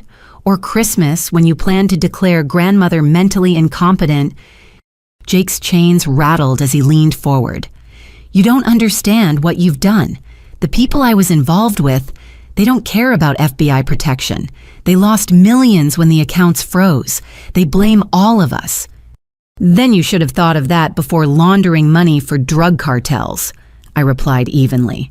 "Before using a veterans charity as a front for international crime." "We didn't know about that," Mom shrieked, mascara already running. "Jake told us it was legitimate. We're victims too." Sarah's voice came through the speaker I'd hidden. "Now would be a good time to mention I'm recording this from next door with FBI oversight. Please continue discussing your victimhood, Mrs. Morrison. The grand jury will find it fascinating." The room erupted. Emma lunged across the table, her lawyer barely restraining her. Dad's face went gray. Mom clutched her chest in a performance worthy of community theater. Jake alone remained still, the reality of his situation finally sinking in. "You wore a wire," he said quietly. "To our family meeting, you actually wore a wire." "Multiple wires," I confirmed. "Audio, video, and federal witnesses. Because this isn't a family meeting, Jake. It's evidence gathering. And you just admitted to involvement with dangerous criminals who might target your family." Agent Foster entered then, all business in her navy suit. "Mr. Morrison, that sounded like a threat assessment we need to discuss. Should your family be placed in protective custody?" "I want immunity," Emma blurted. "Full immunity, and I'll tell you everything. Jake's overseas accounts, Mom's hidden assets, Dad's tax evasion." "Emma," Mom gasped, "you ungrateful..." "Ungrateful." Emma whirled on her. You used me. Said we were protecting family assets, but you were just stealing. I lost my marriage, my kids, my career. For what? So Jake could play millionaire philanthropist. Speaking of hidden assets, I interjected, pulling out bank statements Tom Bradley had uncovered. Mom, care to explain the 3 accounts in the Caymans? Or Dad, should we discuss the shell company receiving kickbacks from your government contracts? Dad's lawyer frantically whispered about Fifth Amendment rights, but the damage was done. They'd walked into this meeting thinking they could manipulate me one more time. Instead, they delivered confessions gift-wrapped for prosecutors. Here's what's going to happen, Agent Foster announced. You'll each be questioned separately. Any attempt to coordinate stories will result in additional charges. Ms. Morrison, she nodded to me, has been exceptionally cooperative. I suggest you all follow her example. Cooperate, Jake's snarled mask finally dropping completely. She destroyed us 30 years building our reputation, our business, our charity. Your criminal enterprise, I corrected, built on lies, theft, and exploitation, funded by stealing from your sister and veterans who served our country. That's the legacy you built, Jake. Own it. He tried to stand, marshals immediately restraining him. When I get out... You won't... Agent Foster interrupted. The grand jury has enough for RICO charges. 25 to life is the plea deal. Trial could mean 50. The number hit like a physical blow. Jake collapsed back reality, finally penetrating his narcissistic shield. 50 years. He'd die in prison. Mom's sobs turned genuine. This can't be happening. We're good people. We go to church. We donate to Jake's fake charity, I suggested. Tax write-offs for funding your own son's criminal enterprise. I'm sure the IRS will find that fascinating. Emma's lawyer was already negotiating with Agent Foster, sensing his client's willingness to flip. Dad sat silent, perhaps finally understanding that decades of enabling hadn't protected him from consequence. Mom continued crying, but no one moved to comfort her. I have a proposal, I announced, knowing Sarah was documenting every word, full confessions, detailed accounts of every theft, every scheme, every crime. Return what assets remain. Cooperate completely with federal authorities. In exchange for, Jake's lawyer asked hopefully. Nothing, I replied. You do it because it's right, because 43 veterans deserve to know exactly how they were betrayed, because the trust fund you stole from was meant for grandmother's favorite charities, because Marcus died thinking he had a family, not a pack of vultures. You want us to confess out of conscience? Emma laughed bitterly. That's rich coming from Miss Perfect, who's taking everything. I'm not taking anything, I corrected. I'm recovering what was stolen and using it to fix what you broke. Every penny goes to veterans you scammed or charities that actually help people. I could have kept it all, disappeared to Europe, lived quietly on millions. Instead, I'm here trying to salvage something good from your greed. Why? Dad asked, the first genuine emotion I'd heard from him. Why not just take the money and run?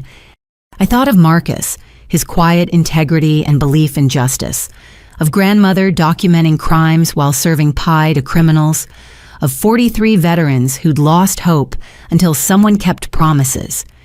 Because that would make me like you, I answered simply, and I've seen what that looks like.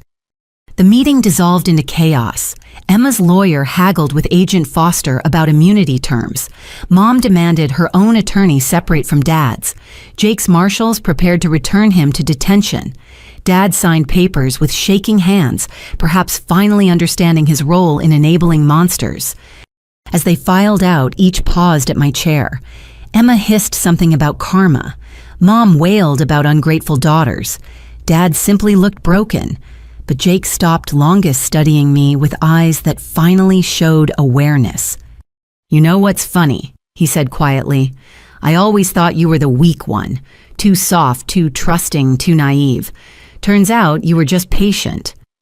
No, I corrected. I was just honest. You mistook kindness for weakness, integrity for naivety. That's why you're going to prison while I'm going home." "Home." He laughed bitterly. "What home? You destroyed our family." "Wrong again," I said, standing to leave. "You destroyed our family. I just stopped letting you hide it." The marshals led him away, chains clanking like ghosts' warnings. Through the conference room windows, I watched them load him into the federal transport van. Mom and Emma argued in the parking lot while Dad sat alone in his car, probably calculating losses. They'd entered as a united front of manipulation. They left as every criminal family does, turning on each other to save themselves. Sarah joined me, Agent Foster beside her. "That was masterful," the agent admitted. "We've been trying to crack their coordination for weeks. You got them to implode in 30 minutes. "They imploded years ago," I observed. "Today just made it visible." My phone buzzed with messages. More veterans reaching out, having heard about the housing program. Christina sending article drafts about the meeting. Tom Bradley with updates on recovered assets. The Marcus Morrison Foundation board requesting guidance on first initiatives. But one message stood out. Marcus's parents in Germany. "We saw the news. Marcus would be proud. You are always welcome here. Love Mama and Papa." Real family. The kind that offered support without expectation. Love without manipulation. The kind Marcus had tried to create with me, far from the toxic dynamics that had poisoned my childhood. "What now?" Sarah asked as we gathered our files. "Now we build something better," I decided. 43 houses are just the beginning. Grandmother's recordings will help other families recognize manipulation. The foundation will help veterans Jake couldn't reach. And the Morrison name... I looked back at the conference room where my biological family had finally shown their true faces, recorded in high definition for posterity. The Morrison name will mean something different, something better, something worthy of the people who actually loved me. As we left the hotel, I dropped the flower arrangement with its hidden recorder in the trash. No more secrets, no more hidden microphones. The truth was fully exposed, now ugly and unvarnished, and ultimately liberating. Behind us, my former family scattered to face their individual fates. Ahead, 43 veterans prepared to move into homes bought with laundered money, now serving justice. The emergency family meeting had accomplished nothing Mom intended and everything I'd planned. The last gathering of the Morrison family had ended not with unity, but with handcuffs, not with reconciliation, but with recordings for the grand jury. And I felt nothing but relief. The hotel room's television flickered to life at exactly 6 p.m. I sat on the bed's edge, Sarah beside me with her laptop open to social media feeds, both of us bracing for impact. Christina had warned her story would lead the evening news, but nothing prepared me for seeing my family's destruction broadcast in high definition. Breaking tonight. The anchor announced her professional gravity barely containing excitement. A Denver charity fraud case has exploded into an international money laundering scandal. Christina Walsh has the exclusive investigation. Christina appeared on screen standing outside Jake's abandoned offices. Behind her, FBI agents continued carrying boxes of evidence, each one another nail in my brother's coffin. What started as questions about a veterans charity has uncovered a criminal enterprise spanning 3 states and reaching into international drug cartels. She began. At the center, Jake Morrison, who promised homes to homeless veterans while allegedly laundering millions for Mexican drug operations. The report was devastating in its thoroughness. Financial graphics showed money flowing from donors through Jake's charities into offshore accounts. Veteran interviews played in heartbreaking succession. Robert Chen describing nights in his car, Maria Santos explaining to her children why they couldn't have a real address, William Tucker, displaying forged loan documents in his name. Then came the hidden camera footage from this morning's family meeting. Emma screaming about immunity, Mom wailing about reputation, Dad's hollow-eyed defeat, Jake's chained hands gesturing as he admitted cartel connections. The Morrison family thought they were meeting privately to coordinate their defense, Christina's voiceover explained. They didn't know their daughter Susanna was recording everything for federal prosecutors. My phone exploded with notifications, calls, texts, social media tags, the world watching my family implode in real time. I turned it off, focusing on the television as the story deepened. But in an extraordinary turn, Christina continued, Susanna Morrison is using her late husband's inheritance to purchase homes for every veteran her brother defrauded. We spoke with recipients today. The screen shifted to Maria Santos, standing in front of a modest ranch house, keys clutched like prayers answered. My children have their own bedrooms, she said through tears. First time in 3 years. Ms. Morrison didn't just give us a house, she gave us dignity back. More testimonials followed, veterans showing house deeds, families moving furniture, children playing in yards they'd never dreamed of having, each image a stark contrast to Jake's hollow promises. The local report ended, but coverage continued on other channels. CNN had financial experts analyzing the money laundering aspects. Fox focused on veteran exploitation. MSNBC examined charity oversight failures. Each angle revealed new depths to my family's crimes. Then something unexpected happened. The hotel phone rang. The landline, not my cell. Sarah answered cautiously. Ms. Morrison, I have the Denver police chief holding for Susanna Morrison. I took the handset, bewildered. This is Susanna. Ms. Morrison, Chief Patricia Williams. I'm calling because one of my officers just forwarded something concerning. Your mother has posted what appears to be a suicide threat on social media. We're sending units to check on her, but thought you should know. My blood chilled. Sarah pulled up Facebook, finding Mom's profile, her latest post published minutes ago. My daughter has destroyed everything. I have nothing left to live for. Tell Susanna I hope she's happy now. This blood is on her hands. It's manipulation, Sarah said immediately. Classic narcissistic behavior when consequences arrive. But what if it wasn't? What if Mom actually... We have officers at her residence now, Chief Williams reported. She's on the lawn with news cameras claiming you drove her to attempt suicide, very much alive and performing for media. Of course. Mom's final play for sympathy, turning her own threat into theater. The news trucks that had staked out her house were getting exclusive footage of her breakdown, carefully orchestrated for maximum impact.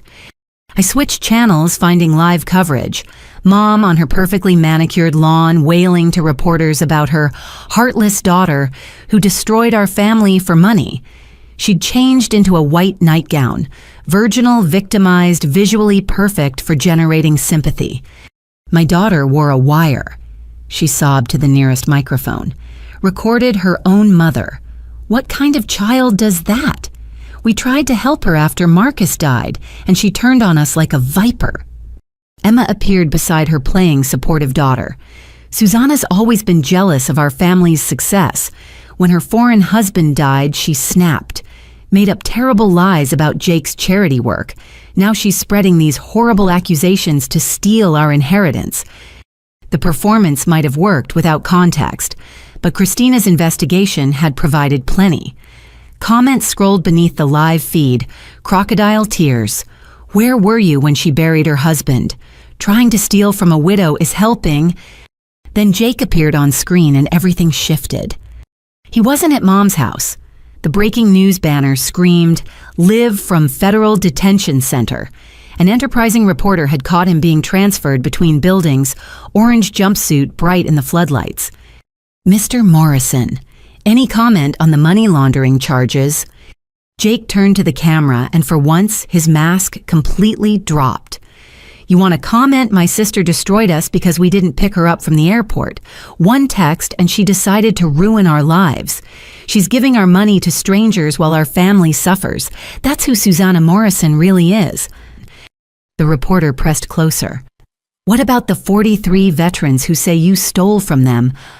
Lies, Jake snarled. Every penny went to administrative costs. Running a charity isn't free. Those vets got what they deserved. Nothing because they contributed nothing. Sarah gasped. He just admitted it, on live television. The feed cut back to the anchor, visibly shaken. We apologize for that disturbing outburst. We're now learning more about the Morrison family's alleged crimes. My phone, despite being off, somehow rang. Sarah checked the ID. It's the FBI. They must really want to talk to you.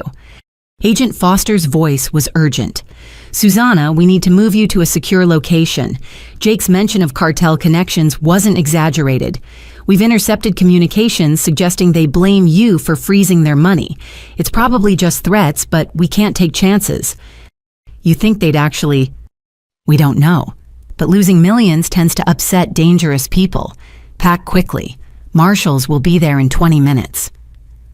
The room suddenly felt exposed windows like targets. Sarah immediately began gathering documents while I threw essentials into a bag. The triumph of exposing my family curdled into fear. Had I painted a target on myself?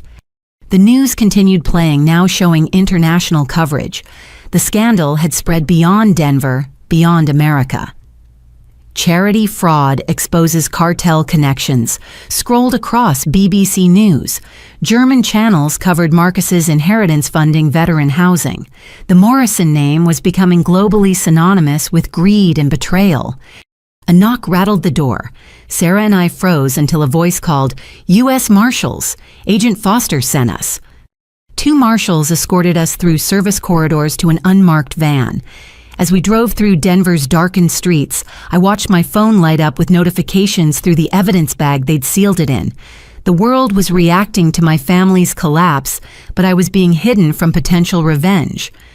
"Where are we going?" I asked the lead marshal. "Safe house outside the city. You'll stay there until we assess the threat level.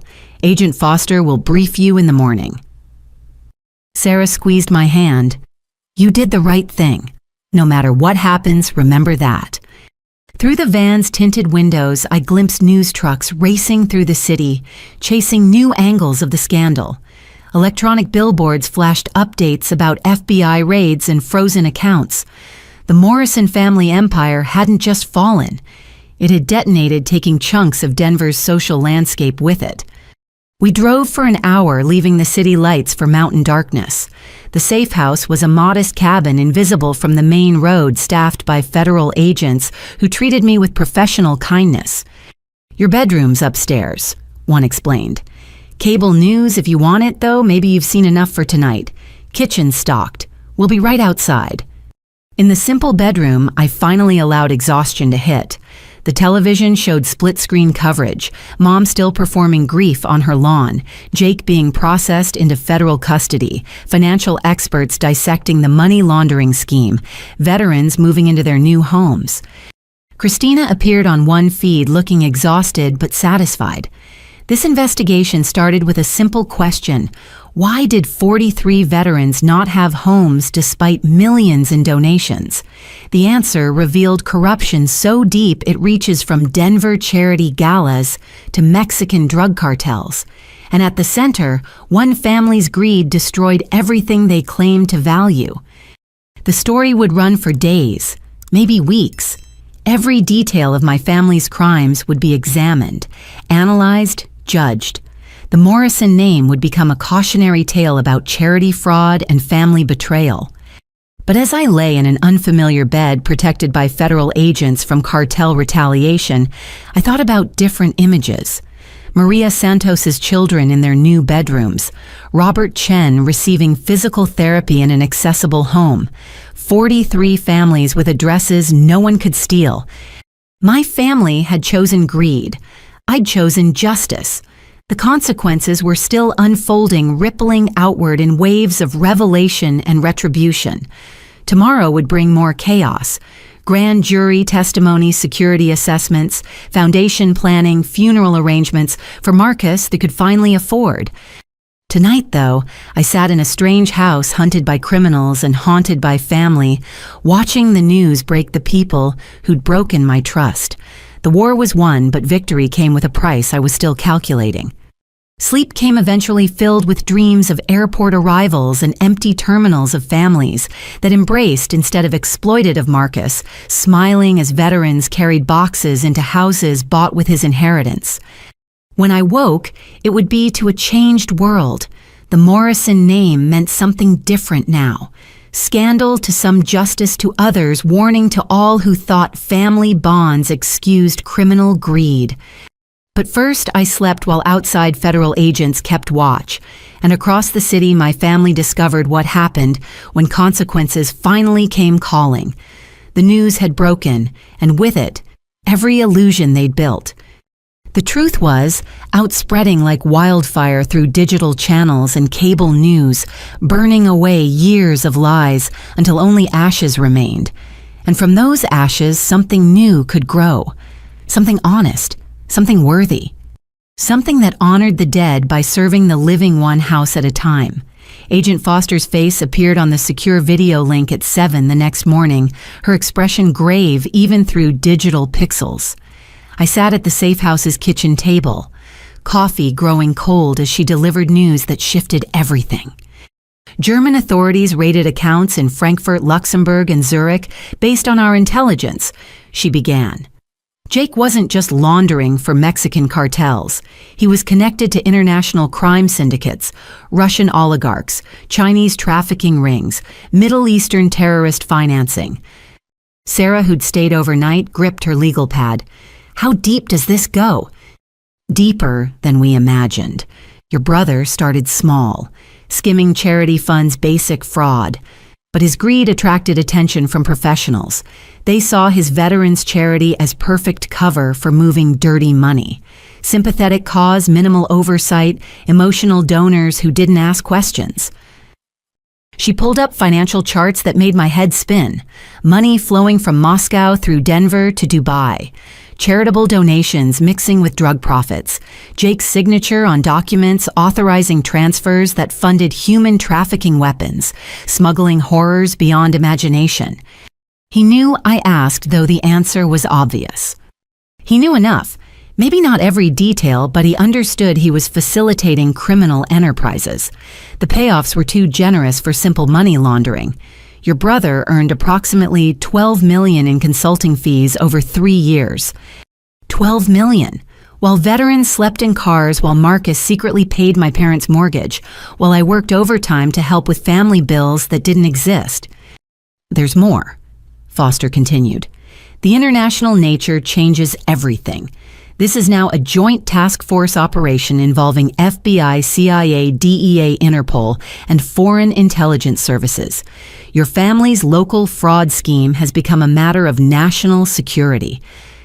My phone returned, but monitored buzzed with a notification from Tom Bradley.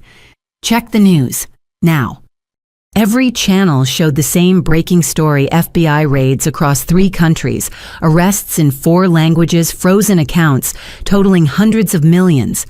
And at the center, Jake Morrison's face, his charity's logo, transformed from symbol of hope to mark of international crime. The veterans were just props, I said quietly, understanding finally hitting. Jake didn't just steal from them, he used their suffering to wash blood money.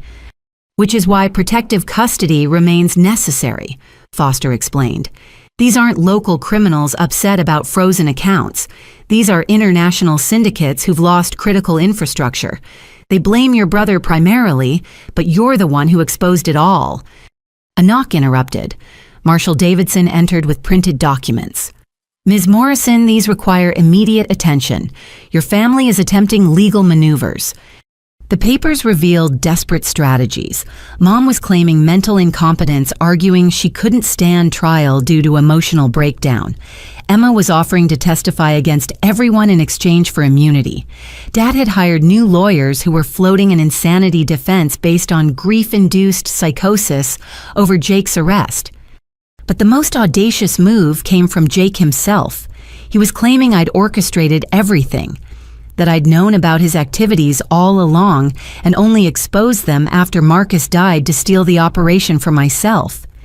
He's saying I'm the real criminal mastermind. I laughed, but it came out hollow.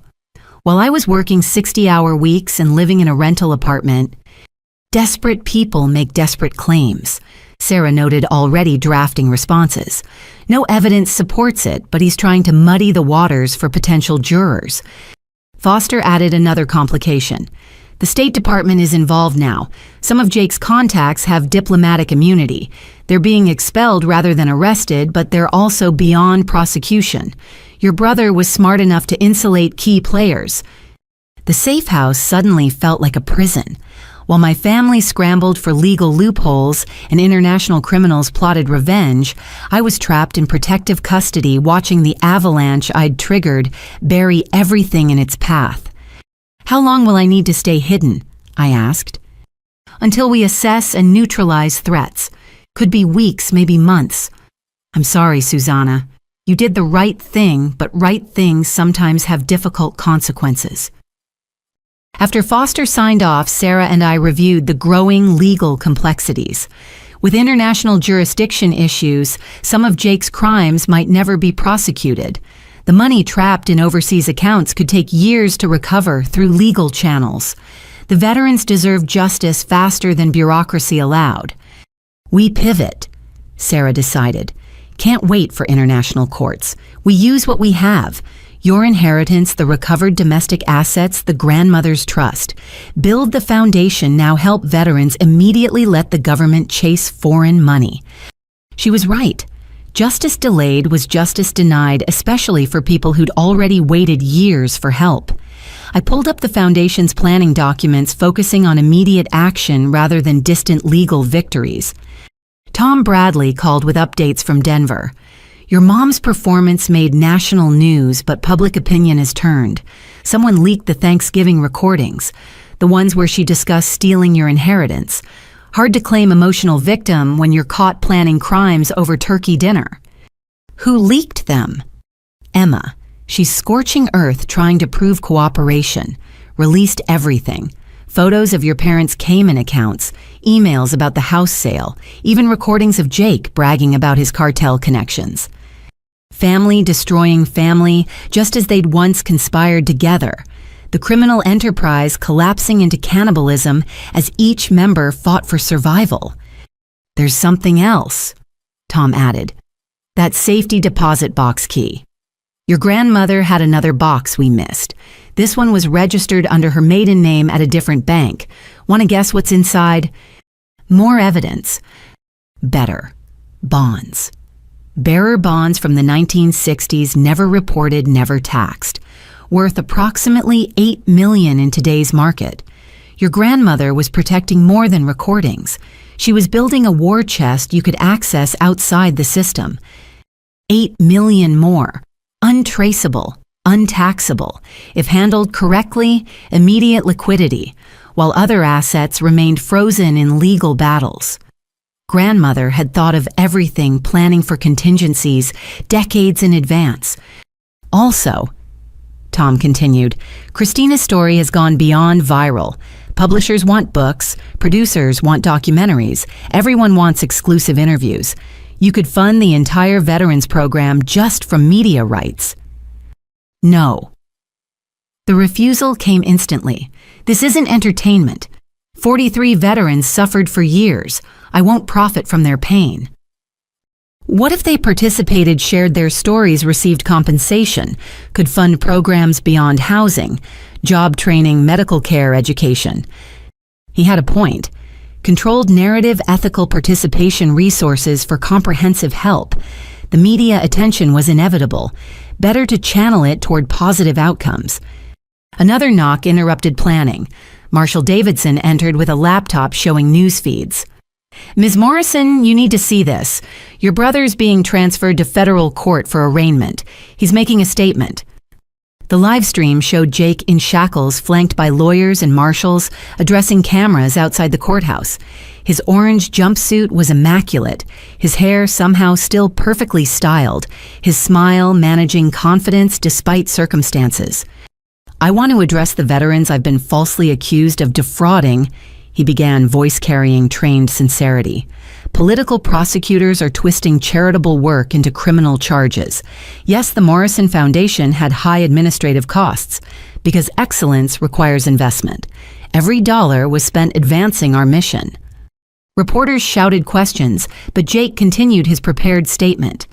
My sister, in her grief and confusion, has been manipulated by prosecutors seeking headlines. I forgive her betrayal and pray she finds peace. As for these alleged international connections, I was deceived by sophisticated criminals who infiltrated our legitimate charity. I'm a victim, just like the veterans we served. The audacity was breathtaking. Caught with millions in cartel money, he was still playing philanthropist.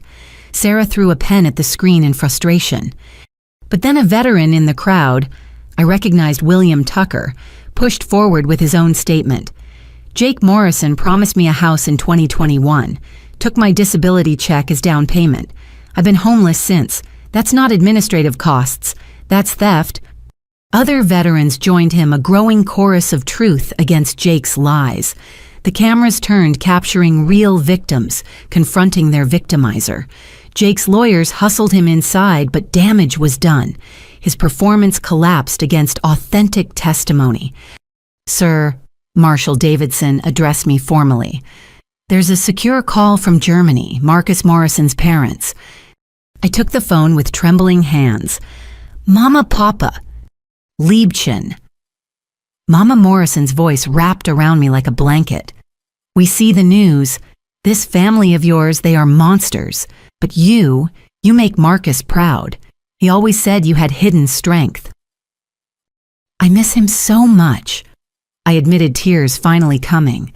He would have known how to handle this better. No, Papa Morrison interjected firmly. He would have done exactly what you're doing. Help the veterans expose the criminals, honor truth over family lies. This is what he loved about you, the courage to do right when it costs everything.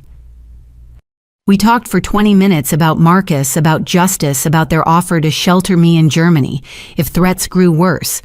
Real family offering protection without price, love without manipulation, everything my blood relatives had never been. After hanging up, I found Sarah drafting more documents. The legal avalanche was gaining momentum. International warrants, frozen assets, diplomatic protests, criminal networks unraveling. My simple desire for airport pickup had triggered global investigations. Your family's arraignment is tomorrow, she informed me. You'll testify via video link for security. Are you ready? Ready to face them formally, to speak truth in court, to make their crimes part of permanent record. I thought of Marcus, of grandmother of 43 veterans who'd waited years for someone to believe them. I've been ready since they texted, "Try Uber," I replied. Let's bury them in truth. The afternoon brought more revelations. The IRS announced tax evasion charges, adding decades to potential sentences. The State Department confirmed 5 countries seeking extradition for various financial crimes. The Justice Department upgraded charges to include terrorism financing after finding connections to Middle Eastern extremist groups. Each announcement was another boulder in the avalanche, crushing any hope of my family's recovery. They'd built their criminal empire on the assumption that family loyalty would protect them, that I'd never expose their secrets. Now those secrets were burying them alive, and I was providing prosecutors with detailed maps of every hidden crime.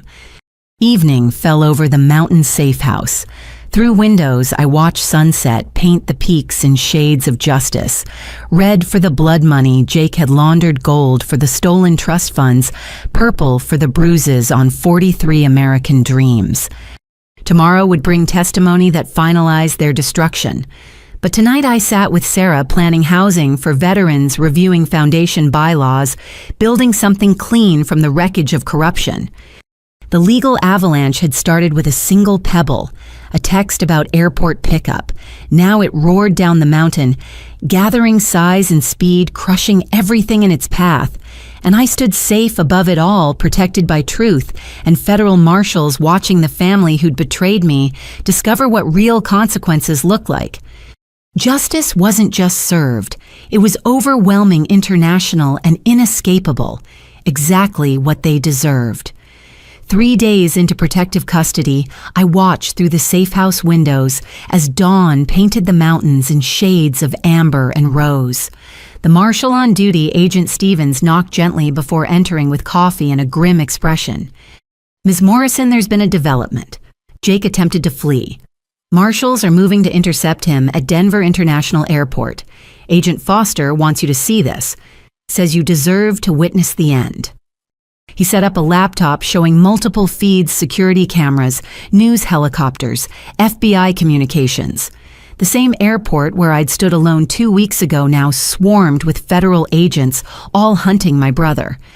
Jake had made bail through a bondsman who hadn't done proper diligence, not realizing the new terrorism financing charges made him an extreme flight risk. Surveillance showed him entering the airport at 4 a.m. hood, up shoulders hunched, pulling a single carry-on. He'd abandoned his Mercedes in short-term parking, left his phone in a trash can, paid cash for a ticket to Mexico City. "Idiot," Sarah muttered beside me. "Mexico has an extradition treaty. Even if he made it, he'd be arrested within hours." But Jake wasn't thinking clearly anymore. The man who'd once charmed millions from donors was reduced to a desperate fugitive, making amateur mistakes in his panic. Security footage showed him pacing near his gate, checking over his shoulder every few seconds, sweat visible even in grainy resolution. All units suspect approaching gate B44. The FBI communication crackled. "Wait for my signal. Media's already here. This needs to be clean." Through news helicopter footage, I saw the scene unfold. Federal agents positioned throughout the terminal, trying to blend with early morning travelers. News crews setting up discreet positions, tipped off by someone seeking the exclusive. And Jake walking toward his gate freedom, just meters away. Then he spotted them. Something in an agent's posture. A camera lens reflection, simple paranoia. Whatever triggered it, Jake suddenly bolted. He abandoned his luggage, sprinting through the terminal as travelers scattered agents, converging from all directions. "Don't run," I whispered to the screen, knowing he couldn't hear. "Just stop, accept it." But Jake had never accepted consequences. He vaulted over seats, shoved past families, crashed through a restaurant's kitchen. Agents followed, shouting commands he ignored. News cameras captured everything the charity fraudster's final desperate flight broadcast, live to millions. He burst onto the tarmac through an emergency exit, alarms shrieking. Ground crews scattered as Jake ran toward planes, maybe thinking he could somehow board one escape to anywhere but here. Agents surrounded him in a tightening circle, weapons drawn but held low. Jake Morrison. The lead agent's voice carried over jet engines. "Federal agents, stop running. There's nowhere to go." Jake spun wildly, searching for exits that didn't exist. Behind him, Denver's skyline caught morning sun. The city where he'd built his empire of lies now witnessing its complete collapse. He took 2 more stumbling steps before Agent Foster herself emerged from behind a baggage cart. "It's over, Jake," she said calmly. "You can surrender with dignity or be tackled on live television. Your choice." Jake looked directly at a news camera, and in that moment I saw realization dawn. Not just that escape was impossible, but that everything was truly finished. His charity reputation, freedom future, all destroyed by the same greed that had built them. He dropped to his knees on the concrete, hands behind his head. Agents moved in cuffs, clicking with finality. As they hauled him upright, Jake's mask finally shattered completely. He sobbed. Ugly, genuine tears of someone who'd lost everything and knew exactly who to blame. "This is Susanna's fault," he screamed at the cameras. "My sister destroyed our family over nothing, over a stupid text." They dragged him toward a federal vehicle as reporters pushed closer. "Mr. Morrison, why did you run? Where were you going? What about the veterans you defrauded?" Jake twisted in the agent's grip, designer clothes, disheveled hair, finally imperfect. "Want to know the truth? Those veterans were worthless, broken soldiers looking for handouts. I gave them purpose, being part of something bigger. They should thank me." Agent Foster pushed his head down, forcing him into the car. But Jake managed one last statement. "Everything I did was for family. Susanna's giving our money to strangers. She's the real criminal." The door slammed, cutting off his rant. But damage was done. He'd confessed on live television, admitted viewing veterans as marks rather than heroes. Any jury sympathy evaporated with those words. Sarah switched channels, finding coverage on every network. Charity fraudster captured at airport scrolled beneath footage of Jake's arrest. CNN had financial experts analyzing how he'd hidden millions. Fox interviewed veterans about their reactions. MSNBC examined charity oversight failures. But the most powerful coverage came from Christina Walsh, broadcasting from outside the federal courthouse. Behind her, a crowd had gathered. Veterans holding signs, citizens demanding justice, families who donated to Jake's fraud seeking answers. Jake Morrison's arrest ends a 2-week investigation that exposed not just charity fraud, but international money laundering, terrorism financing, and systematic family corruption, she reported. His capture at the airport, attempting to flee to Mexico with a suitcase full of cash, represents the final collapse of a criminal empire built on exploiting America's heroes. Christina then did something unexpected. She turned to the crowd, finding Robert Chen in his wheelchair among the veterans. "Mr. Chen, you were Jake Morrison's first victim. What's your response to his arrest?" Robert rolled forward, speaking clearly into the microphone. 3 years ago, that man looked me in the eyes and promised me dignity. Instead, he stole my hope, my money, my trust. Today, his sister gave me keys to a real home. That's justice. Not just his arrest, but her actions to fix what he broke. Other veterans joined Robert, sharing their stories for the cameras. Maria Santos held her daughter, describing nights in their car, while Jake bought luxury suits. William Tucker showed foreclosure notices that arrived while Jake vacationed in Aspen.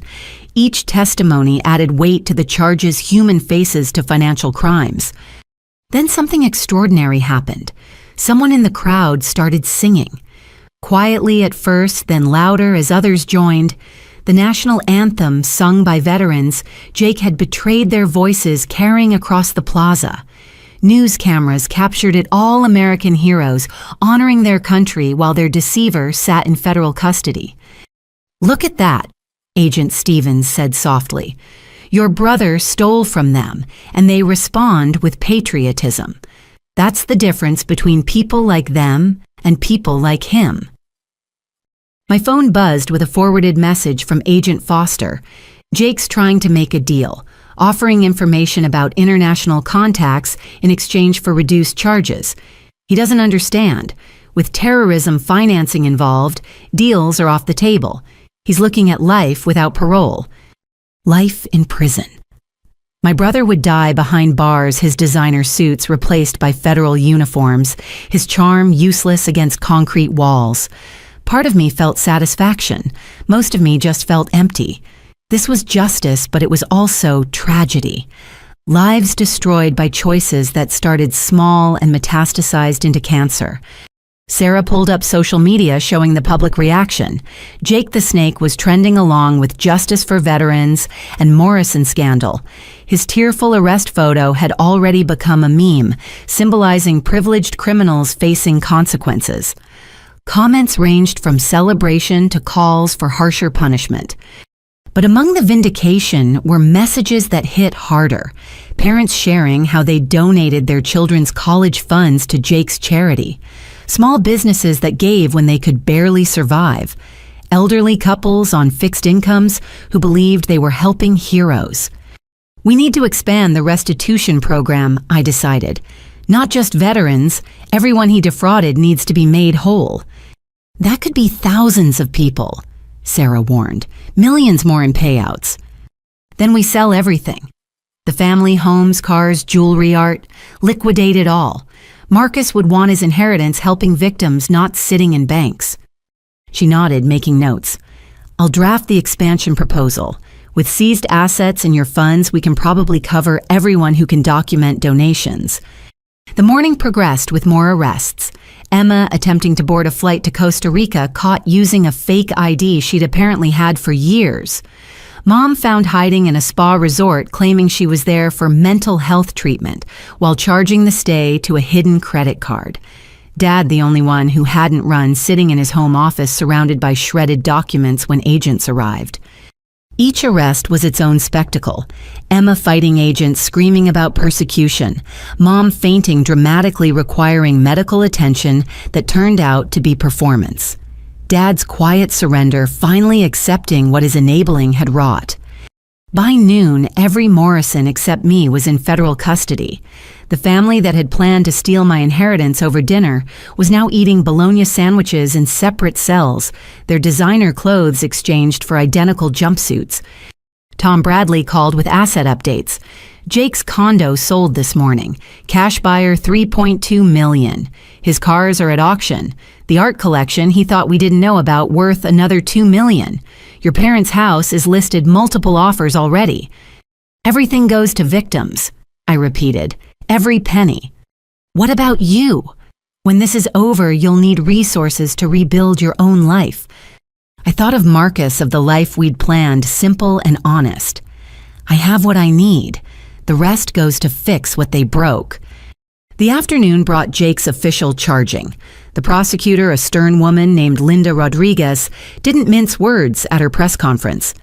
Jake Morrison faces 173 federal charges, including money laundering, wire fraud, terrorism, financing, tax evasion, and racketeering. We're seeking life imprisonment without possibility of parole. 173 charges, each carrying years, some carrying decades. Jake would need multiple lifetimes to serve the sentence he faced. Rodriguez continued, "This case represents the largest charity fraud in Colorado history and one of the most complex international money laundering operations we've dismantled. Mr. Morrison's arrest ends a criminal enterprise that spanned continents and harmed countless victims." She then did something unexpected, acknowledged me. "We also want to recognize Susanna Morrison, who risked everything to expose these crimes. Her courage in standing against her own family saved countless future victims and has led to international criminal networks being dismantled. She represents the best of citizenship, while her family represented the worst." The acknowledgement felt hollow. I hadn't sought recognition, just justice. But if it helped other victims come forward, other families find courage to expose corruption, then perhaps it served a purpose. Evening fell with Jake's perp walk playing on repeat across channels. The golden boy, who'd charmed millions, reduced to a stumbling fugitive, caught at the same airport where he'd abandoned his sister. The imagery was too perfect karma, too poetic for media to resist. But beyond the spectacle, real change was happening. Veterans were moving into homes. Donors were being identified for restitution. International criminals were being arrested. The avalanche I'd triggered was reshaping landscapes far beyond Denver. "Tomorrow's the arraignment," Sarah reminded me. "You testify via video link. Are you prepared to face them?" I looked at the laptop showing Jake's arrest, his tear-streaked face, as he blamed me for consequences he'd earned. My family had chosen crime. I'd chosen truth. Tomorrow, that choice would be carved into legal stone. "I'm ready," I assured her. "Let's finish this." The arrest spectacle was over. Tomorrow, the real reckoning began. The storage unit hadn't been opened in years. Dust motes danced in afternoon light as I turned the key, Sarah beside me with inventory lists.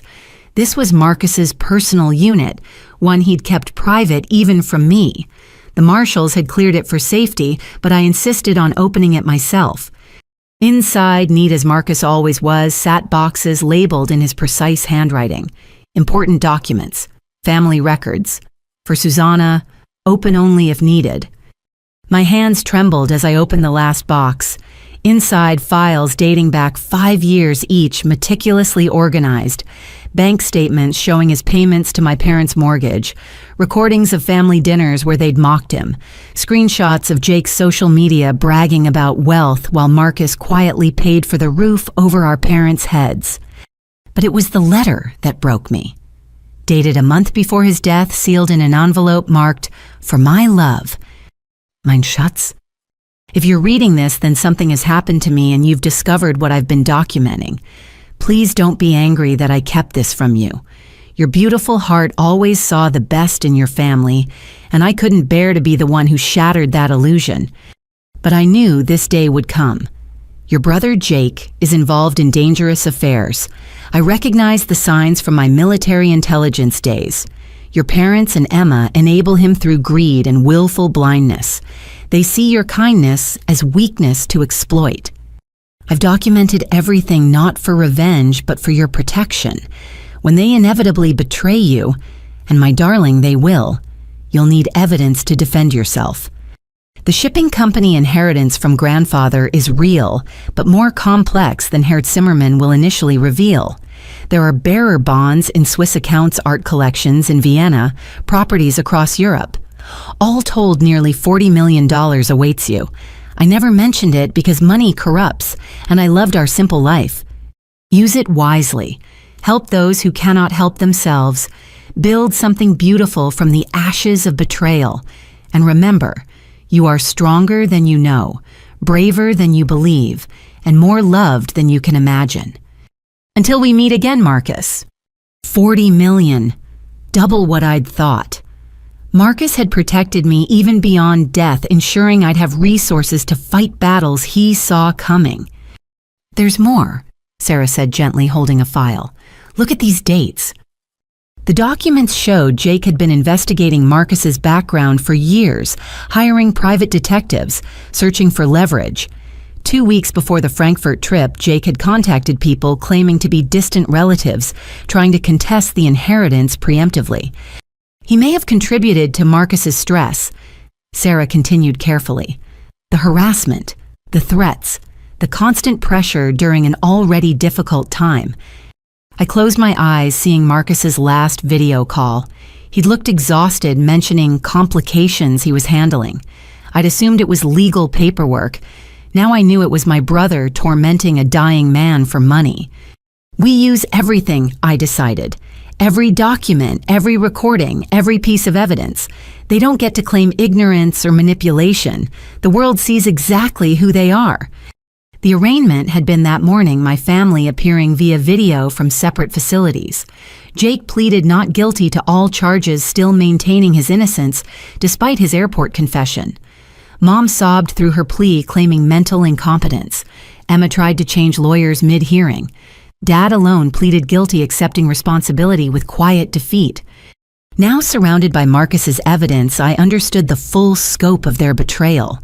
This wasn't impulse or opportunity. It was years of planning, decades of greed, a lifetime of seeing me as a resource to exploit. Tom Bradley arrived with more discoveries. The Swiss accounts Marcus mentioned, they're real. Bearer bonds from the 1960s art stolen by Nazis and recovered by his grandfather properties in 7 countries. Your husband was essentially royalty, and he chose to live in a Denver suburb working a normal job. He chose love over money, I said simply, something my family never understood. Speaking of money, Tom continued, the restitution program is fully operational. We've verified 600 donors to Jake's charities, plus the 43 veterans. First payments go out tomorrow. Sarah pulled up the spreadsheet. Average donation was $2,000. With double restitution, that's $4,000 per person. The veterans get more. Full value of promised housing plus damages. Total payout approximately $18 million. Half of Marcus's inheritance going directly to Jake's victims. It felt right, like balance restoring itself. Christina Walsh called then, her voice excited. Susanna, I'm at the Denver Post. We just got a call from the Pulitzer Committee. The investigation is being considered for public service journalism. But more importantly, Congress is holding hearings on charity oversight because of our expose. Real change is happening. Real change. Laws that might prevent future Jake Morrisons from exploiting compassion. It wouldn't resurrect the trust my family destroyed, but it might protect others from similar betrayal. That evening, I sat in the safe house reviewing victim impact statements for the sentencing phase, each one carved deeper. A grandmother who donated her husband's life insurance believing she was honoring his military service.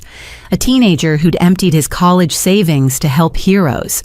A small business that went under after giving beyond their means. But between tragedy were glimpses of hope. Veterans writing about their new homes, donors grateful for restitution families, finding closure through justice. The Morrison name, synonymous with scandal, was slowly being rehabilitated through action. "Ma'am," Marshal Stevens knocked. "There's someone here to see you. Says he's from Germany." My heart leapt, thinking Marcus's parents had flown in. But the man who entered was unfamiliar. Elderly, dignified, carrying a leather portfolio. "Frau Morrison, I am Wilhelm Steinberg, Marcus's great-uncle. I've come regarding the full estate." Full estate, I thought Herr Zimmermann handled everything. Wilhelm smiled sadly.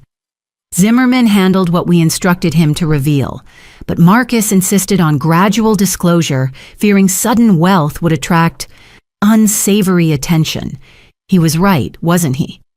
The portfolio contained deeds, account numbers, provenance certificates, properties in Berlin, Munich, Zurich, art collections worth more than money, history preserved, culture protected, and at the bottom a photograph Marcus's grandfather with a young boy who looked exactly like my husband. "He loved you very much," Wilhelm said gently, "spoke of you constantly, said you were the only person he'd ever met who loved him for himself, not his name or inheritance. I never knew any of this existed." "Because he never told you. That's how he knew it was real love." Wilhelm stood to leave, then paused. "The family wants you to know.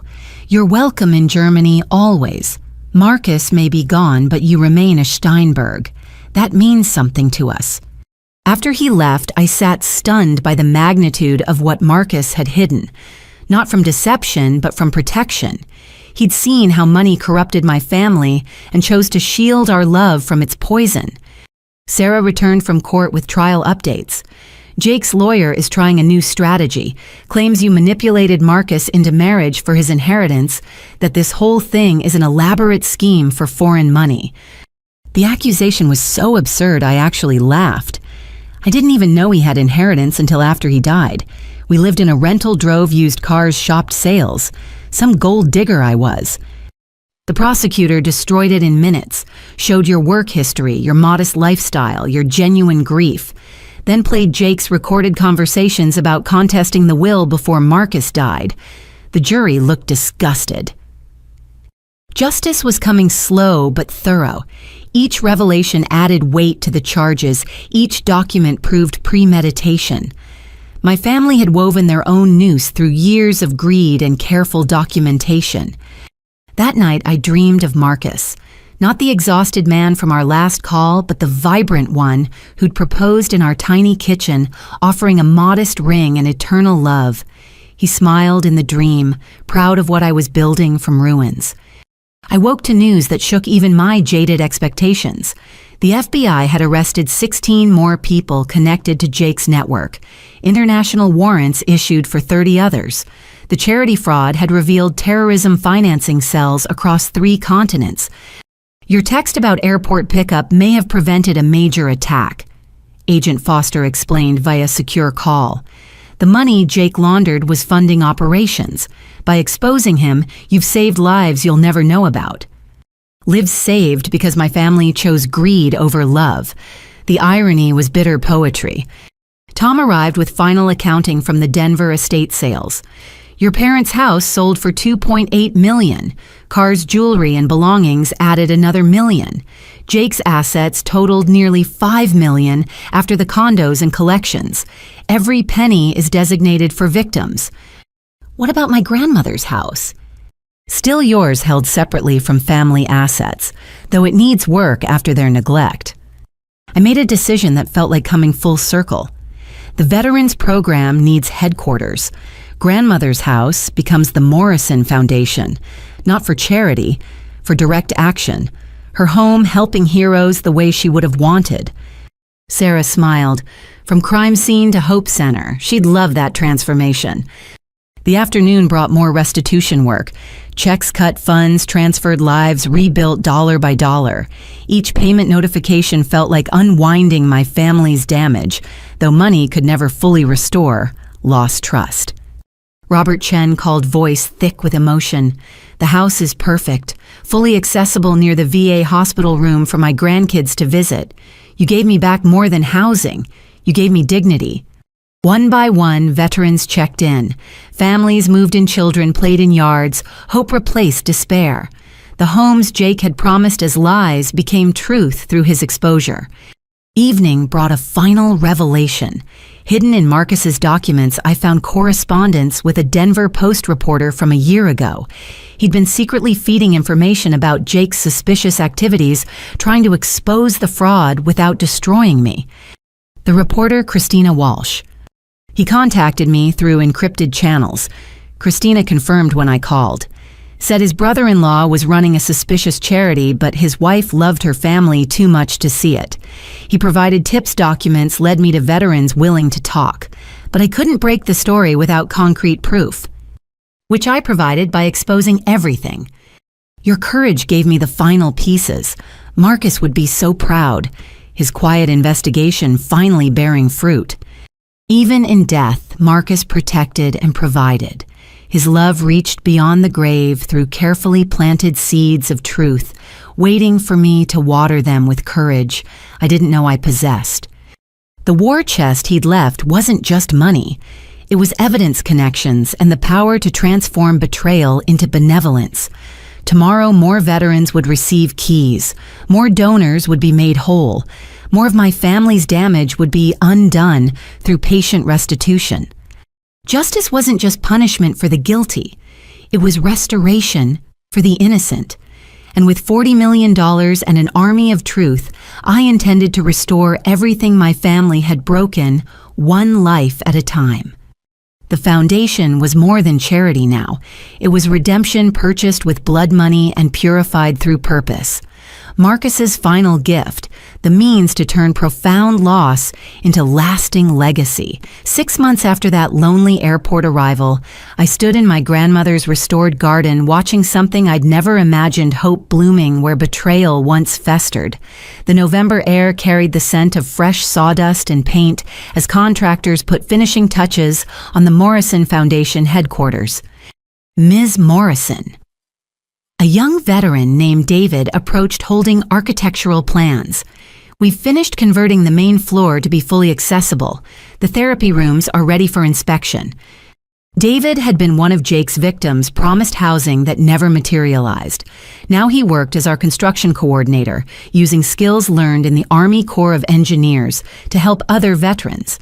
The transformation from victim to leader embodied everything we were building. Inside the house, the crystal chandelier my grandmother had cherished cast rainbows across walls now lined with photos of housed veterans. Her formal dining room had become a conference space where families met with counselors. The parlor she'd used for tea was now an intake office where veterans shared their stories without judgment.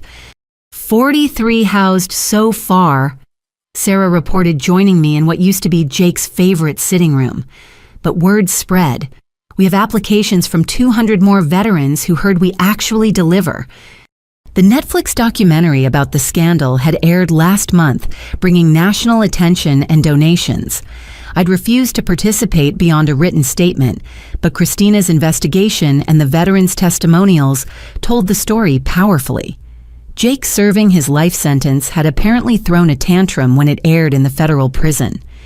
Any word from the others? I asked, though I wasn't sure I wanted to know. Your mother's in minimum security teaching yoga to inmates. She's found religion, apparently. Sends weekly letters begging for forgiveness. Sarah paused. Emma got 15 years but might get out in 10 with good behavior. She's studying for her GED, plans to become a counselor. And my father, still in medium security, keeps to himself, works in the library. His lawyer says he reads books about white-collar crime, trying to understand how he enabled it all. They were serving their time, facing consequences, while I served mine differently, building something worthy from the wreckage they'd created. Robert Chen wheeled through the front door, grinning broadly. Susanna, the van's here with furniture for the latest house. Where do you want us to start? He'd become our outreach coordinator, using his story to help other veterans trust again. The man who'd lived in his car for 3 years now ensured no veteran spent another night without shelter. Start with the children's rooms. I decided, make them perfect. Those kids have waited long enough for real bedrooms. As volunteers unloaded donated furniture, I walked through the house remembering. Here, Jake had stolen silver while grandmother served pie. There, Mom had planned to sell my inheritance while pretending to comfort me. In the study, Emma had rifled through financial documents calculating her take. Now those same rooms hosted hope. Veterans learning computer skills where crimes were plotted. Children doing homework where greed once schemed. Love replacing avarice in every corner. Tom Bradley arrived with monthly reports. The international assets are finally unfrozen. The Swiss bonds alone are worth $12 million. The Austrian properties could be sold or maintained as European recovery centers for veterans. Your choice. Marcus would have wanted them used for good. I decided. Let's explore international programs. American veterans aren't the only ones who need help. Speaking of Marcus, Tom pulled out an envelope. This arrived at my office. From Germany. Inside, an invitation printed on expensive paper. Marcus's parents were unveiling a memorial at the University of Munich, the Marcus Morrison Center for Social Justice, funded by the German side of his inheritance. They wanted me to speak at the dedication. Will you go? Sarah asked gently. I traced Marcus's name on the invitation. He spent his last days being harassed by my family while trying to secure our future. Yes, I'll go. He deserves to be honored by someone who actually loved him. Christina burst through the front door, practically vibrating with excitement. Susanna Congress passed the Morrison Act federal oversight for all veterans charities, mandatory transparency, criminal penalties for fraud. Your family's crime literally changed federal law. The Morrison Act, my family name attached to anti-fraud legislation. Jake must be apoplectic in his cell watching his legacy become a cautionary tale carved into legal stone. There's more, Christina continued. The Pulitzer Committee called. We won. The investigation into your family's fraud won the Public Service Award. The ceremony's next month. Awards felt hollow compared to housed veterans, but if recognition brought more attention and resources to the cause, I'd smile for cameras and shake important hands. That afternoon, we held our weekly family meeting, not with blood relatives serving sentences, but with the chosen family born from shared purpose. Veterans, volunteers, and staff gathered in grandmother's living room, sharing progress and challenges. Maria Santos had started a small business with a microloan from the foundation. William Tucker was teaching woodworking to other veterans therapy through creation. Angela Foster had become a counselor, her psychology degree finally useful after years of homelessness. We've housed 100 veterans in 6 months, I announced to applause. But that's just the beginning. The Morrison Foundation isn't about charity. It's about justice. Every home we provide rights a wrong. Every life we rebuild proves that good can come from evil. What about the other victims? Asked a volunteer. The people who donated to Jake's fake charity. Restitution continues. We've repaid 70% so far. By year's end, everyone who lost money to my family's fraud will be made whole. I paused, choosing words carefully. We can't restore their trust, but we can restore their funds. The meeting ended with planning for the holiday season. Thanksgiving dinners for veterans' families, Christmas presents for children who'd spent previous holidays in shelters, New Year's Eve spent in real homes instead of cars or streets. As people dispersed, I remained in the living room where so many crimes had been planned. The hidden camera grandmother had installed was gone, but her presence remained. Every positive change felt like honoring her memory, proving that one generation's wisdom could overcome another's greed. She'd be proud, Sarah said, recognizing my thoughts. You've turned her house into exactly what she'd want, a place of service and truth. That evening, I walked through Cherry Creek, past the shops where Mom had spent stolen money, past restaurants where Jake had entertained donors, while veterans went hungry. The neighborhood looked the same, but everything had changed. The Morrison name, once spoken with respect, then with scandal, was slowly earning redemption through action. My phone rang, Marcus's mother calling from Munich. "Liebchen," she said warmly, "we received your acceptance. There's something else. Marcus left letters for you, many letters written over years but never sent. We thought, perhaps you're ready to read them now." Letters from Marcus I'd never seen. Another gift from beyond the grave, more love persisting past death. "Yes," I managed through sudden tears. "I'm ready." After we hung up, I stood in the garden grandmother had taught me to tend. 6 months ago, it was overgrown with neglect. Now it bloomed with new life, pruned of dead growth, thriving through careful attention. The metaphor wasn't subtle, but it was true. My family had been the dead growth choking out healthy possibilities. Cutting them away had been painful but necessary. Now in soil enriched by justice and watered with restitution, something beautiful grew. Veterans had homes, donors had closure, laws had changed. A foundation served where a criminal enterprise once schemed, and somewhere in federal prisons my family faced the consequences of choosing greed over love. Tomorrow would bring more work, more veterans to house more lives to rebuild more of Marcus's vision to fulfill. The Morrison Foundation had momentum now attracting corporate sponsors and major donors who saw authentic service replacing fraudulent charity. But tonight I sat in my grandmother's kitchen where she'd taught me to bake bread and trust carefully. I pulled out flour and yeast, beginning the patient process of creating something nourishing from simple ingredients. As dough rose, I thought about rebuilding, not just houses or bank accounts, but faith in human goodness.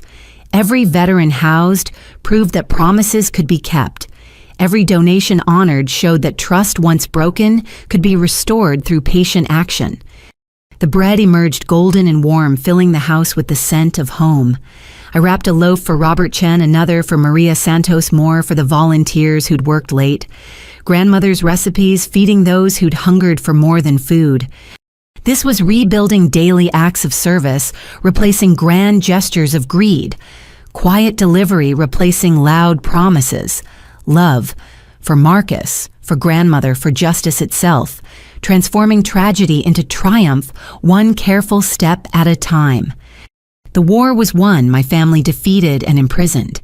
But the peace that was being built brick by brick, house by house, life by life.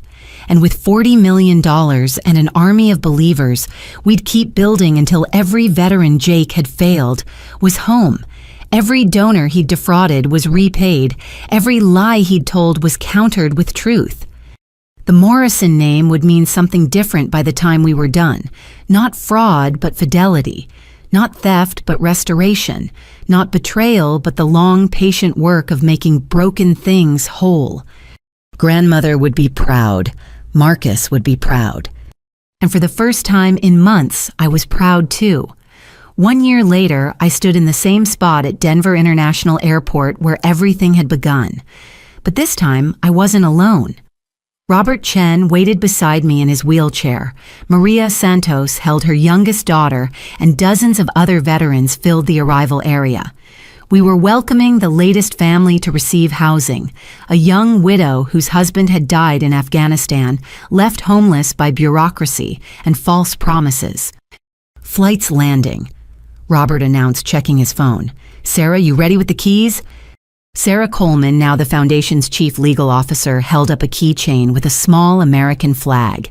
3 bedrooms, 2 baths, fully furnished walking distance to schools. The community pitched in to stock the kitchen and closets. Through the windows, I watched planes arrive and depart, each carrying stories of reunion and abandonment. A year ago, I'd stood here devastated and alone. Now I stood surrounded by chosen family preparing to deliver hope. "There she is," Maria pointed as passengers emerged. Ashley Williams looked exactly like her photo, exhausted, wary, clutching her 2 children like life rafts. Her eyes scanned the crowd with the defensive posture of someone who'd been disappointed too many times. Then she saw our signs, "Welcome Home Williams Family," and "Real Heroes Keep Promises." The wariness cracked, replaced by cautious hope. "Mrs. Williams." I stepped forward, extending my hand. "I'm Susanna Morrison. We spoke on the phone. These are some neighbors from your new community." New community. Her voice barely whispered. "You mean it's real? The house is actually real." "As real as these keys," I said, placing them in her palm. "Would you like to go see it?" The ride to her new home became a mobile celebration. Veterans shared their stories of receiving keys of first nights in real beds of children, finally having yards to play in. Ashley listened with growing wonder, her children peering shyly at their future neighbors. "Why?" she finally asked. "Why would you do this for strangers?" Robert answered before I could. "Because someone made promises they didn't keep. Ms. Morrison's making them right. Every fake promise her brother made, she's turning into truth." We pulled up to the house, a modest ranch with a freshly painted fence and an American flag flying from the porch. Neighbors had gathered on the lawn, including 3 other veteran families we'd housed on this street. They applauded as Ashley emerged from the van, her children hiding behind her legs. "Welcome to the neighborhood," William Tucker called out. He'd become the unofficial block captain, organizing barbecues and support networks. "My grandkids have been asking when they'd have new friends to play with." Ashley's composure finally broke. She sobbed into her hands while her children looked on with concern. Maria Santos knelt beside them, speaking softly about how their mom was crying happy tears, the kind that meant good things were finally happening. "Let's see your rooms," Maria suggested to the kids. "I heard someone made sure you have bunk beds and a reading nook." As the children explored their new home with wonder, Ashley and I sat on the porch steps. The afternoon sun painted Denver's skyline in shades of gold and possibility. "I know what it's like to lose everything," I told her quietly. "My husband died suddenly. My family abandoned me when I needed them most. But from that loss came this, the ability to ensure no veteran suffers what you've suffered." "They told me about your family," Ashley said, "how they stole from veterans, how you exposed them. Weren't you scared?" "Terrified, but fury is stronger than fear when you've seen enough injustice." She looked at the key in her hand, then at her children visible through the window already claiming bedrooms.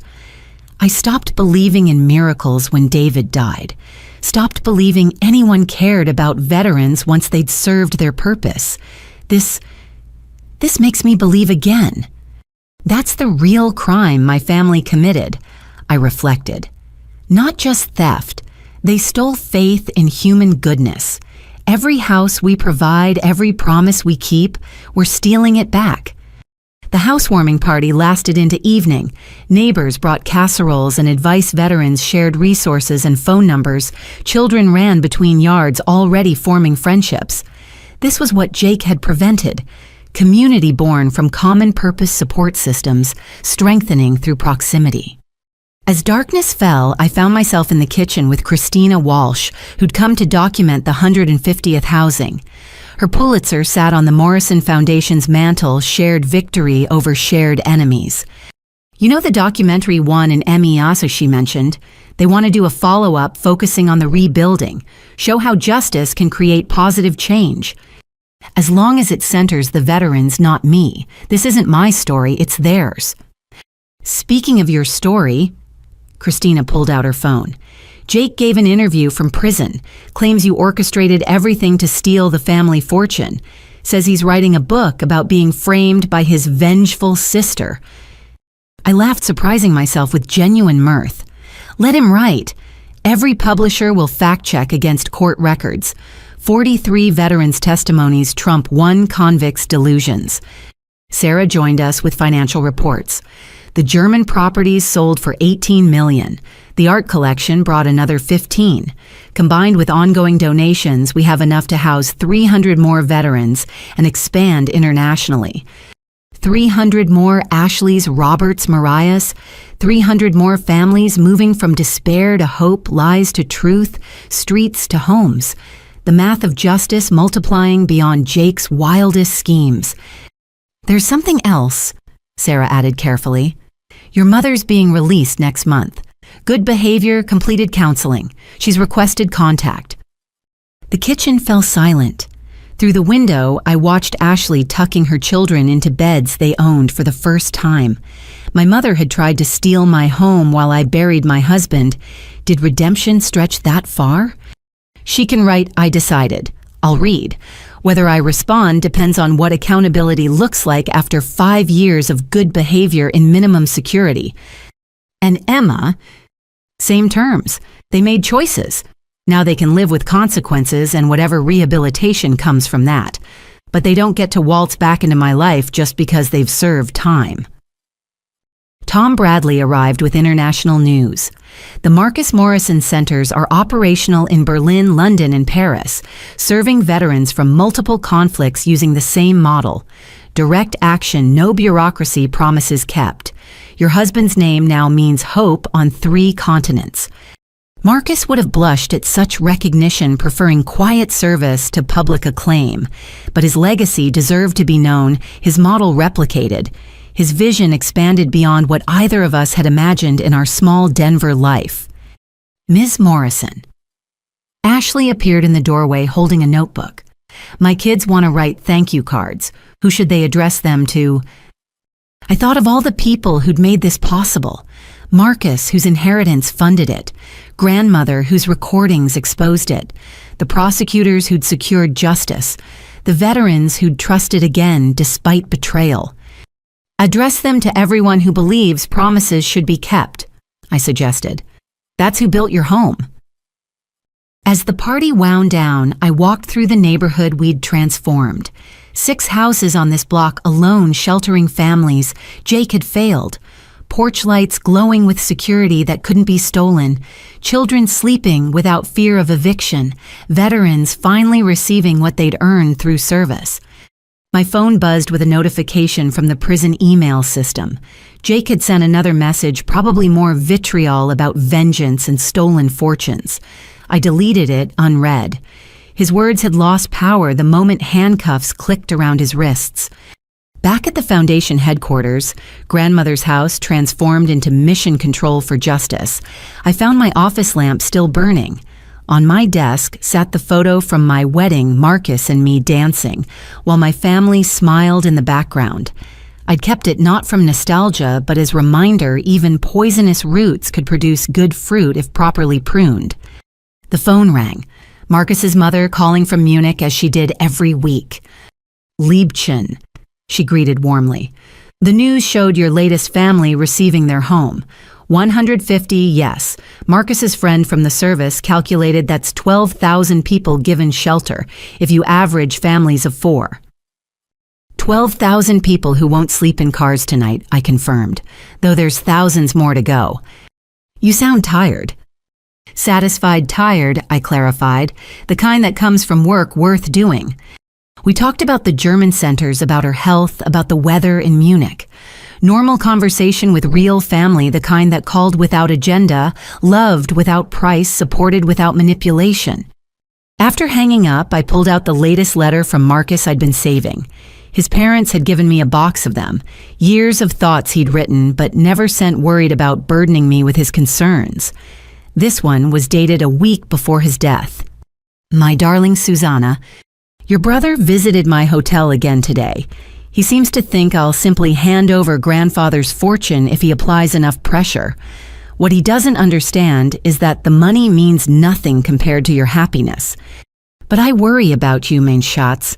Your beautiful faith in family blinds you to their nature. They circle like vultures waiting for moments of weakness. Promise me, if something happens to me, don't let grief make you vulnerable to their manipulation. You are stronger than you know. Your kindness isn't weakness. It's power they can't understand. Use it wisely. The world needs more people who build rather than destroy, who heal rather than harm. He'd known. Somehow, he'd known his death would trigger their worst impulses. But he'd also known I'd survive it, even thrive beyond it. His faith in my strength had proved more accurate than my family's assumption of weakness. "We did it, my love," I whispered to his photo. "We built something beautiful from the ashes." The security guard knocked, a veteran we'd hired now protecting the foundation that had housed him. "Ma'am, time to lock up. Want me to wait while you finish?" "I'm done," I decided, gathering my things, just making peace with ghosts. Outside, Denver glittered under winter stars. Somewhere in federal prisons, my family served sentences measured in decades. Somewhere, in warm homes, veterans' children slept safely. Somewhere in heaven, I hoped Marcus and grandmother watched their legacy bloom. The Morrison Foundation would continue growing. More houses, more centers, more promises kept. We'd already changed federal law, international banking regulations, and thousands of lives. The ripples from one airport abandonment had become waves reshaping how America treated its veterans. But tonight I drove home to my small apartment. I'd never moved into anything grand, preferring simplicity to show donors their money went to veterans, not administrative luxury. In my living room sat 2 photos, my wedding and the first veteran family we'd housed. Past and future loss, and hope the full circle of justice delivered. My phone showed one last message from Ashley Williams. "Kids asleep in their own beds. Can't stop crying. Good tears. Thank you for keeping promises others broke." I set the phone aside and made tea in my simple kitchen. Tomorrow would bring more veterans to house, more donations to manage more of my family's damage to repair. The work would never truly end. There'd always be someone who'd served and suffered, someone who'd been promised help and received only betrayal. But tonight, 150 families slept in homes bought with laundered money, now serving justice. 12,000 people had shelter because greed had been exposed and transformed into generosity. The text from the airport, "Can someone pick me up?" had been answered in ways I'd never imagined, not by the family who'd abandoned me, but by the community that had embraced me, not with a ride from the airport, but with a journey from despair to purpose. I raised my teacup to the empty room, to promises kept, justice served, and love that outlasts death. The Morrison name had been redeemed. Marcus's vision had been realized. Grandmother's wisdom had been vindicated. And I'd been picked up after all, not by blood relatives rushing to the airport, but by the infinite arms of purpose, lifting me from grief to greatness, from abandonment to abundance, from victim to victor. The war was over, the peace was prospering, and the true homecoming. It happened every time a veteran turned a key in their own door, every time a child ran through their own yard, every time a promise was kept instead of broken. I was home. They were home. We were all finally, beautifully, justly home. As I finish sharing this story with you, I want to ask, have you ever felt abandoned by those who should have loved you most? Have you watched promises crumble and trust shatter? You're not alone. Sometimes the families we're born into fail us, but the families we build through purpose and shared values can heal wounds we thought would never close. If this story touched your heart, please like and subscribe to hear more about triumph over betrayal, justice over greed, and love that transcends even death. Share this video with someone who needs to know that abandonment isn't the end. Sometimes it's the beginning of discovering your true strength. And if you or someone you know is a veteran facing homelessness, please reach out. The Real Morrison Foundation continues Marcus's legacy because every hero who served deserves to come home. Thank you for listening to my journey from that lonely airport to a community of thousands. Remember, when family fails, you become the family others need. When trust is broken, rebuild it through action. When all seems lost, remember that sometimes the greatest gifts come disguised as the deepest losses. Until next time, this is Susanna Morrison reminding you that promises should be kept, justice should be served, and everyone deserves to be picked up when they fall.